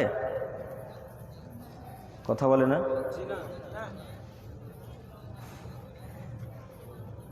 সম্মানিত দিনী ভাই বোন, আল্লাহ তাআলা বলেন লিতাসকুনু ইলাইহা, তোমার স্ত্রী তোমার জন্য শুধু, তুমি তার কাছে শান্তি তৃপ্তি মজা যা নাও তুমি নিবে, পাড়া প্রতিবেশী পাবে না, ভ্যান চালক নিতে পাবে না। ওরা তোমার স্ত্রী। যুবক, তোমাকেই তার সাথে থাকতে হবে। কোনো নারী, কোনো পুরুষ যেন তোমার স্ত্রীর অঙ্গ প্রত্যঙ্গ না দেখতে পায়, এ কথাই চূড়ান্ত। এরপরের আয়াত মহান আল্লাহ তাআলা বলেন ওয়াকারনা ফি বুয়ুতিকুন্না ওয়ালা তাবাররুজনা তাবাররুজাল জাহিলিয়াতিল উলা, এই পৃথিবীর নারী তোমরা শোনো, তোমরা নিজ বাড়িতেই অবস্থান করো, নিজ বাড়িতেই থাকো। জাহিলিয়াতের নারীদের মতো, বর্বরতার নারীদের মতো, নির্লজ্জ নারীদের মতো নিজেকে প্রদর্শন করো না। জাহিলিয়াতের নারীরা যেমন নগ্ন হয়ে, অর্ধনগ্ন হয়ে, পেটে কাপড় না দিয়ে, পিঠে কাপড় না দিয়ে, উলঙ্গ হয়ে রাস্তাঘাটে যেমন চলাচল করতো, তোমরা তেমনভাবে চলাচল করো না। হে নারীগণ, তোমরা বাড়িতে অবস্থান করো। জরুরি প্রয়োজন ছাড়া তোমরা রাস্তাঘাটে বেরো না, বের হয়েও না। জরুরি প্রয়োজন ছাড়া তোমরা রাস্তাঘাটে বের হয়েও না, জরুরি প্রয়োজন ছাড়া রাস্তাঘাটে বের হয়েও না। এখন আমি আপনাকে আয়াতের অর্থ কি দিয়ে বুঝাবো? এখন আপনাকে আয়াতের অর্থ আমি কি দিয়ে বুঝাবো? এখন যদি বলতে যেতে বলুন আব্দুল করিম সাহেব শুধু নারীদেরকে কথা বলে, নারীদের সম্পর্কে বলে যাচ্ছে, তো কি বলবো আপনাকে? আপনার স্ত্রী যে রাস্তাঘাটে চলাচল করছে, আল্লাহ তাআলা বলেন ওয়াকারনা ফি বুয়ুতিকুন্না ওয়ালা তাবাররুজনা তাবাররুজাল জাহিলিয়াতিল উলা, এই পৃথিবীর মহিলারা তোমরা শোনো, বাড়িতেই থাকো, বাড়িতে। জরুরি প্রয়োজন ছাড়া রাস্তাঘাটে বেরোবে না। জাহিলিয়াতের নারীদের মতো, নির্লজ্জ নারীদের মতো রাস্তাঘাটে প্রদর্শন করো না। যারা রাস্তাঘাটে চলাচল করে বেহায়া হয়ে, নির্লজ্জ হয়ে, অসভ্য হয়ে, এরা সব বর্বরতা, এরা সব অসভ্য, এরা নির্লজ্জ, এরা বেহায়া নারী, এরা শিক্ষিত নারী নয়, এরা বেহায়া নারী, এরা শিক্ষিত নারী নয়। শোনো যুবক, তোমার মা মাস্টার ডিগ্রি পাস হয়েছে তো কি হয়েছে? তোমার মা মাস্টার ডিগ্রি পাস হয়েছে তো কি হয়েছে? তোমার মা স্কুলের মাস্টার তো কি হয়েছে? তোমার মা শিক্ষিত নারী নয়। তোমার মা শিক্ষিত নারী তখনই হবে যখন বোরখা পরে রাস্তাঘাটে চলাচল করবে। তোমার মা শিক্ষিত নারী তখনই হবে যখন তোমার মা বোরখা পরে রাস্তাঘাটে সুন্দর করে চলাচল করবে। তোমার মা শিক্ষিত নারী তখনই হবে যখন তোমার মা বোরখা পরে রাস্তাঘাটে চলাচল করবে, তখনই তোমার মা শিক্ষিত নারী, তার আগে শিক্ষিত নারী নয়। সম্মানিত মা বোন, আপনাকে বলে যাচ্ছে আপনি পরিবর্তন হন। যে কোনো মূল্যে বাড়ি থেকে বের হওয়ার সাথে সাথে পর্দা করে বের হন। যে কোনো মূল্যে বাড়ি থেকে বের হওয়ার সাথে সাথে ওড়না গায়ে দিয়ে সুন্দর করে মুখকে ঢেকে, পেট পিটকে ঢেকে তারপরে রাস্তাঘাটে বেরোবেন, তার আগে ঘর থেকে বেরোবেন না। যদি না বেরোতে পারেন এভাবে, তাহলে বাড়িতেই ঢুকে থাকুন, পাপ কম হবে। যুবক, তোমাকেও বলি তুমি বাড়িতেই থাকো, পাপ কম হবে। বাড়িতেই থাকো, পাপ কম হবে। বাড়িতেই থাকো, পাপ কম হবে যে কোনো মূল্যে। সম্মানিত দিনী ভাই বোন, মহান আল্লাহ তাআলা তার নবীকে বলছেন ইয়া আইয়ুহান নবী, হে নবী, কুল লিআজওয়াজিকা ওয়া বানাতিকা ওয়া নিসাইল মুমিনিন, আপনি আপনার স্ত্রীদেরকে বলে দেন, আপনি আপনার কন্যাদেরকে বলে দেন, আপনি সারা পৃথিবীর মুমিন নারীদেরকে বলে দেন ইউদিনিনা আলাইহিন্না মিন জালাইবিহিন্না, তারা যেন তাদের চাদর দিয়ে নিজের শরীরকে, বক্ষস্থলকে খুব সুন্দর করে ঢেকে রাখে। ওয়ালা ইউদিনা জিনাতাহুন্না ইল্লা মা, মহান আল্লাহ তাআলা বলছেন ইয়া আইয়ুহান নবী কুল লিআজওয়াজিকা ওয়া বানাতিকা ওয়া নিসাইল মুমিনিন ইউদিনিনা আলাইহিন্না মিন জালাইবিহিন্না যালিকা আদনা ইউরাফনা ফালা ইউজাইন, তোমরা যদি রাস্তাঘাটে বের হওয়ার সময় সুন্দর করে চাদর দিয়ে নিজের শরীরকে, অঙ্গ প্রত্যঙ্গকে ঢেকে রাখো, তাহলে ওই যে রাস্তাঘাটে লুচ্চা লাফাঙ্গা ছেলেরা চায়ের দোকানে আড্ডা পেটে বোর্ড খেলে যারা, তারা তোমাকে টিটকারি মারবে না। তারা তোমাকে আর কি মারবে না? টিটকারি মারবে না। কোরআন মাজিদের আয়াত, নিজের বানোয়াট কথা বলিনি। বানোয়াট কথা বলে আমি আব্দুল করিম আমিনুল ইসলাম জাহান্নাম কিনে নিতে রাজি নই। শুনুন সম্মানিত মা বোন, বাড়ি থেকে বের হওয়ার সময় যদি সুন্দর করে চাদর গায়ে দিয়ে বের হন, তাহলে লুচ্চালা পাঙ্গা ছেলেরা টিটকারি মারবে না। আপনাকে বলে যাচ্ছে আপনি পরিবর্তন হন যে কোনো মূল্যে। সারা পৃথিবীর মুসলিম নারীকে, যেখানে যারা মুসলিম হিসেবে বসবাস করছে, সমস্ত নারীকে পর্দা করেই বোরখা পরে রাস্তাঘাটে বের হতে হবে, তার আগে বাড়ি থেকে বের হবে না। যে কোনো মূল্যে, যে কোনো মূল্যে সারা পৃথিবীর নারীকে রাস্তাঘাটে যদি বের হতেই হয়, তাহলে পর্দা করে বোরখা পরেই বের হবে, এর অন্য কোনো বিকল্প রাস্তা নেই।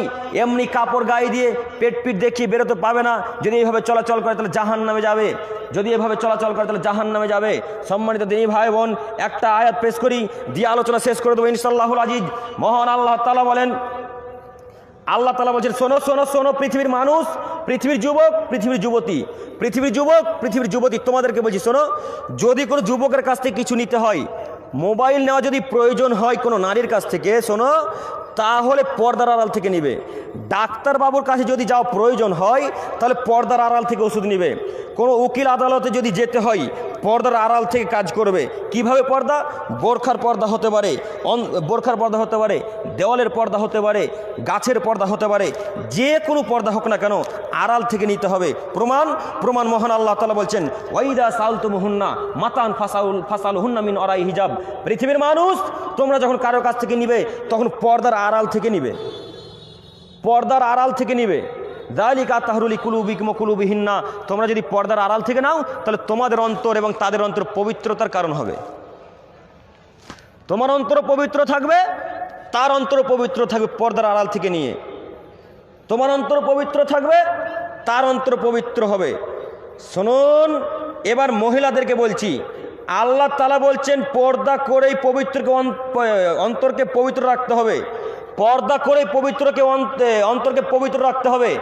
এখন যারা রাস্তাঘাটে চলাচল করেছে, যে সমস্ত নোংরা নারী, বেহায়া নারী, নির্লজ্জ নারী, অসভ্য নারী, অশিক্ষিতা নারী, যারা রাস্তাঘাটে এইভাবে চলাচল করেছে, তাদেরকে আপনি জিজ্ঞাসা করুন, আপনি বোরখা পরেন না কেন? তখন শর্ট এক বাক্যে উত্তর দেবে, আরে যারা বোরখা পরে তারাই খারাপ কাজ করে, যারা বোরখা পরে চলাচল করে তারাই খারাপ কাজ করে। এক বাক্যে উত্তর পাবেন। বেহায়া নারী, নির্লজ্জ নারী, অশিক্ষিতা নারী, তোমাকে কবর দিতে এসেছে, আজকে তুমি কি মনে করো যারা বোরখা পরে চলাচল করে তারাই খারাপ কাজ করে? বলো কি তুমি? যারা বোরখা পরে আছে তারাই ভালো, তুমি খারাপ নারী। যারা বোরখা পরে আছে তারাই ভালো, তুমি খারাপ নারী। যারা বোরখা পরে থাকে তারাই ভালো, তুমি খারাপ নারী। তুই জাতিকে পেট পিট দেখিয়ে, মাথার চুলকে দেখিয়ে, চোখ মুখ দেখিয়ে জাতিকে জাহান্নামের দিকে ঠেলে দিয়ে তুমি বলো আমি ভালো নারী। যারা বোরখা পরে চলাচল করে তারাই ভালো নারী, তুমি ভালো নারী নও। বোরখা পরেই ভালো হতে হবে, পর্দা করে অন্তরকে পবিত্র রাখতে হবে, বোরখা পরেই ভালো হতে হবে। বোরখা ছাড়া ভালো হওয়া যায় না, বোরখা ছাড়া অন্তরকে পবিত্র রাখা যায় না, বোরখা ছাড়া মানুষ পবিত্র থাকতে পারে না। অতএব তুমি অশিক্ষিত নারী, তুমি নির্লজ্জ নারী, কোন হিসাবে তুমি বলো ওই নারীটাই খারাপ যে বোরখা পরে চলাচল করে? সে খারাপ নয়, তুমি খারাপ, তুমি বেহায়া, তুমি নির্লজ্জ, তুমি অশিক্ষিত নারী। তোমাকে বলে যাচ্ছি তুমি পরিবর্তন হও, তোমাকে আজ থেকে বোরখা পরে চলাচল করতে রাস্তাঘাটে যে কোনো মূল্যে। শুনুন যুবক ভাই, তোমাদেরকে বলছি, তোমাদের যারা স্ত্রীরা বোরখা পরে চলাচল করে না, যে কোনো মূল্যে আজকে বোরখা কিনে দিতে হবে। সকালে হতে হতে যেন 10টা বাজতে যেন বোরখা পাওয়া যায়, যে কোনো মূল্যে তাদেরকে বোরখা কিনে দিয়ে রাস্তাঘাটে চলাচল করাতে হবে। এইভাবে রাস্তাঘাটে চলাচল করে জাহান্নাম কেনা যায়, জান্নাত কিনা যায় না। এইভাবে রাস্তাঘাটে চলাচল করে জান্নাত কিনা যায় না, জাহান্নাম কিনা যায়। সম্মানিত তিনি ভাই বোন, বলছিলাম পরিবর্তন হন যে কোনো মূল্যে। সমস্ত নারীদেরকে বলে যাচ্ছি, বোরখা পরে পর্দা করে রাস্তাঘাটে চলাচল করতে, অন্য কোনো বিকল্প রাস্তা নেই। আজকের আলোচনার শেষ হাদিস আব্দুল্লাহ ইবনে আব্বাস রাদিয়াল্লাহু তাআলা আনহু থেকে বর্ণিত, তিনি বলেন রাসূল সাল্লাল্লাহু আলাইহি সাল্লাম বলেছেন, ইত্তাতু ফিল জান্নাতি ফারাইতু আকসারা আহলিল ফুকারা। রাসূল সাল্লাল্লাহু আলাইহি সাল্লাম বলেছেন, আমি যখন জান্নাতের দিকে লক্ষ্য করে দেখলাম, তখন জান্নাতের অধিকাংশ অধিবাসী শুধু দরিদ্র আর দরিদ্র। জান্নাতের দিকে যখন তাকালাম, তখন জান্নাতের অধিকাংশ দরিদ্র, জান্নাতের অধিবাসী শুধু দরিদ্র দরিদ্র। জান্নাত বলতে শুধু দরিদ্র মানুষ, জান্নাত বলতে শুধু দরিদ্র মানুষ। এরপরে যখন আমাকে জাহান্নামের দিকে তাকাতে বলা হলো, তো অত্যাত ফিন্নারি ফারাইতু আকসারা আহলিয়ান নিসা, এরপর যখন আমি জাহান্নামের দিকে লক্ষ্য করলাম, জাহান্নাম বলতে শুধু নারী আর নারী, জাহান্নাম বলতে শুধু নারী আর নারী, জাহান্নাম বলতে শুধু নারী আর নারী, জাহান্নাম বলতে শুধু নারী আর নারী, কিছু পুরুষ। বুখারী মুসলিম। জান্নাত বলতে শুধু দরিদ্ররা দরিদ্র কিছু ধনী, আর জাহান্নাম বলতে শুধু নারী আর নারী কিছু পুরুষ। সম্মানিত দিনী ভাই বোন, কী দিয়ে আমি আপনাকে বোঝাবো? জাহান্নামে প্রায় নারীরাই যাবে, জাহান্নামে প্রায় নারীরাই যাবে। তার সবথেকে বড় কারণ হচ্ছে স্বামীর কথাকে না মেনে চলা এবং বেপর্দে রাস্তাঘাটে চলাচল করা, এটাই হচ্ছে বড় কারণ। সম্মানিত দিনী মা ও বোন, আপনাকে বলে যাচ্ছে আপনি পরিবর্তন হন, স্বামীর কথাকে অক্ষর অক্ষরে পালন করুন, জান্নাত হবে ইনশাল্লাহ। স্বামীর কথাকে অক্ষর অক্ষরে পালন করুন, জান্নাত হবে ইনশাল্লাহ। স্বামী যদি আপনাকে এক গ্লাস পানি এনে দিতে বলে, আবার বলিয়েন না যে আপনি একটু উঠে খান, এ কথা বলিয়েন না। কাজকর্মকে ত্যাগ করে এক গ্লাস পানি এনে দেন, মন খুশি হয়ে যাবে। স্বামীকে একটু খুশি করার চেষ্টা করিয়েন, সদা সর্বদা দুঃখ কষ্ট দিয়ে তাকে কথা বলিয়েন না, আপনার জান্নাত হবে ইনশাল্লাহ। বলছিলাম জাহান্নাম থেকে বাঁচুন, জান্নাত যাওয়ার আসার চেষ্টা করুন। বোরখা পরে রাস্তাঘাটে চলাচল করুন, পর্দা করে রাস্তাঘাটে চলাচল করুন, যে কোনো মূল্যে। এর অন্য বিকল্প কোনো রাস্তা নেই। আজকের আলোচনার শেষ, সময় শেষ, 11টার টাইম বলা হয়েছে। আচ্ছা, সম্মানিত দিনী ভাই বোন, আজকের আলোচনা শেষ হাদিস আব্দুল্লাহ ইবনে মাসউদ রাদিয়াল্লাহু তাআলা আনহু থেকে বর্ণিত। তিনি বলেন, রাসূল সাল্লাল্লাহু আলাইহি সাল্লাম বলেছেন, লা তুবাসিরুল মারাতুল মারাত, একজন নারী অপর কোনো নারীকে এইভাবে টাচ করতে পাবে না, স্পর্শ করতে পাবে না। একজন নারী অপর কোনো নারীকে এইভাবে স্পর্শ করতে পাবে না। যদি স্পর্শ করে তাহলে কি হবে? তাহলে ওই নারী তার স্বামীকে গিয়ে রাত্রে বলবে যে অমুকের গা এমন, অমুকের শরীর এমন, অমুকের শরীর এমন। এ কথা যখন তার স্বামীকে বলবে, কান্নাহু ইয়ানদুরু ইলাইহা, তখন তার স্বামী অন্তরে চোখে দেখবে তার শরীর এমন এমন এমন। বুঝেননি কথা মনে হয়? কোন নারী একজন নারীকে স্পর্শ এভাবে স্পর্শ করতে পারবে না। যদি স্পর্শ করে তখন তার স্বামীকে গিয়ে এইভাবে বলবে যে অমুকের শরীর এমন, তখন তার স্বামী তাকে অন্তরের চোখে দেখবে তার শরীর এমন। জরুরি এখানে একটি কথা, একজন নারী যদি অপর কোনো নারীকে স্পর্শ করতে না পারে, একজন নারী যদি অপর কোনো নারীকে টাচ করতে না পারে, একজন নারী যদি অপর কোনো নারীকে স্পর্শ করতে না পারে, ছুঁতে না পারে, তাহলে একজন নারী অপর কোনো পুরুষকে কিভাবে টাচ করতে পারে? একজন নারী একজন পুরুষকে কিভাবে বিবাহের অনুষ্ঠানে হলুদ মাখাতে পারে? একজন নারী কিভাবে একজন পুরুষকে কিভাবে হলুদ মাখাতে পারে? পুরুষদের পরিবারে এভাবে হলুদ মাখামাখি হয়, অসভ্য পরিবারে এভাবে হলুদ মাখামাখি হয়। নির্লজ্জ যুবক তুমি, তোমার ভাবিকে হলুদ মাখাতে ডাকা মানে তোমার বিবাহে? কেন তোমার ভাবি হলুদ মাখাতে আসবে? তুমি নিজে মাখতে পারো না? আর হলুদ মাখতে হবে কথা তোমাকে কে বলে দিল? হলুদ মাখতে হবে কথা তোমাকে কে বললো? হলুদ মাখতে হবে, বিবাহ করলে হলুদ মাখতে হয়। তোমার ভাবি কেন হলুদ মাখাবে? তোমার ভাবি কেন হলুদ মাখাবে? তোমার চাচাতো বোন কেন হলুদ মাখাবে? একজন নারী অপর কোন নারীকে যদি টাচ করতে না পারে, স্পর্শ করতে না পারে, তাহলে একজন পুরুষ একজন নারীকে কিভাবে টাচ করতে পারে? একজন নারী একজন পুরুষকে কিভাবে টাচ করতে পারে? বিবাহের অনুষ্ঠানে এভাবে কিভাবে হলুদ মাখামাখি জায়েজ হতে পারে? বিবাহের অনুষ্ঠানে এভাবে কিভাবে রং মাখামাখি জায়েজ হতে পারে? বিবাহের অনুষ্ঠানে কিভাবে গান বাজনা জায়েজ হতে পারে? একেবারে হারাম, টোটালি হারাম, পুরোপুরি হারাম, সম্পূর্ণরূপে হারাম, একেবারে হারাম। যে কোনো মূল্যে নীতিকে পরিবর্তন করতে হবে। সম্মানিত দিনী ভাই বোন, সম্মানিত সর্দার সাহেব, আপনাকে বলে যাচ্ছি, যে সমস্ত পরিবারে গান বাজনা বাজিয়ে বিবাহ হয়, সেই সমস্ত বিবাহের অনুষ্ঠানে আপনারা যাবেন না। ইমাম সাহেব আপনাকে বলে যাচ্ছি, আপনি বলে দেন জোরালো কণ্ঠে, যে সমস্ত পরিবারে বিবাহে গান বাজনা হবে সেই বিবাহে বিবাহ পড়াতে যাব না। যে বিবাহে গান বাজনা হবে সেই বিবাহে বিবাহ পড়াতে যাব না। যে বিবাহের অনুষ্ঠান বিবাহে গান বাজনা হবে সেই বিবাহ পড়াতে যাব না। আমরা তো যাই না, এখনো যাই না। যারা গান বাজনা পায় তাদের বিবাহ পড়াতে যায় না। আপনি বলুন ইনশাআল্লাহ পরিবর্তন হবে। সর্দার সাহেব আপনাকে বলে যাচ্ছি, পরিবর্তন হন, নইলে কিয়ামতের মাঠে আপনাকে জিজ্ঞাসিত করা হবে, আপনি প্রস্তুত থাকিয়েন। সম্মানিত দিনী ভাই বোন, আলোচনা অনেক লম্বা হয়ে গেল, আর আলোচনা লম্বা না করে এখান থেকে আলোচনা শেষ করছি। পরিশেষে দোয়া করি, হে প্রভু দয়াময়, আমাদেরকে তুমি 5 ওয়াক্ত সালাত আদায় করে তৌফিক দান করো, সকলে বলুন আল্লাহুম্মা আমিন।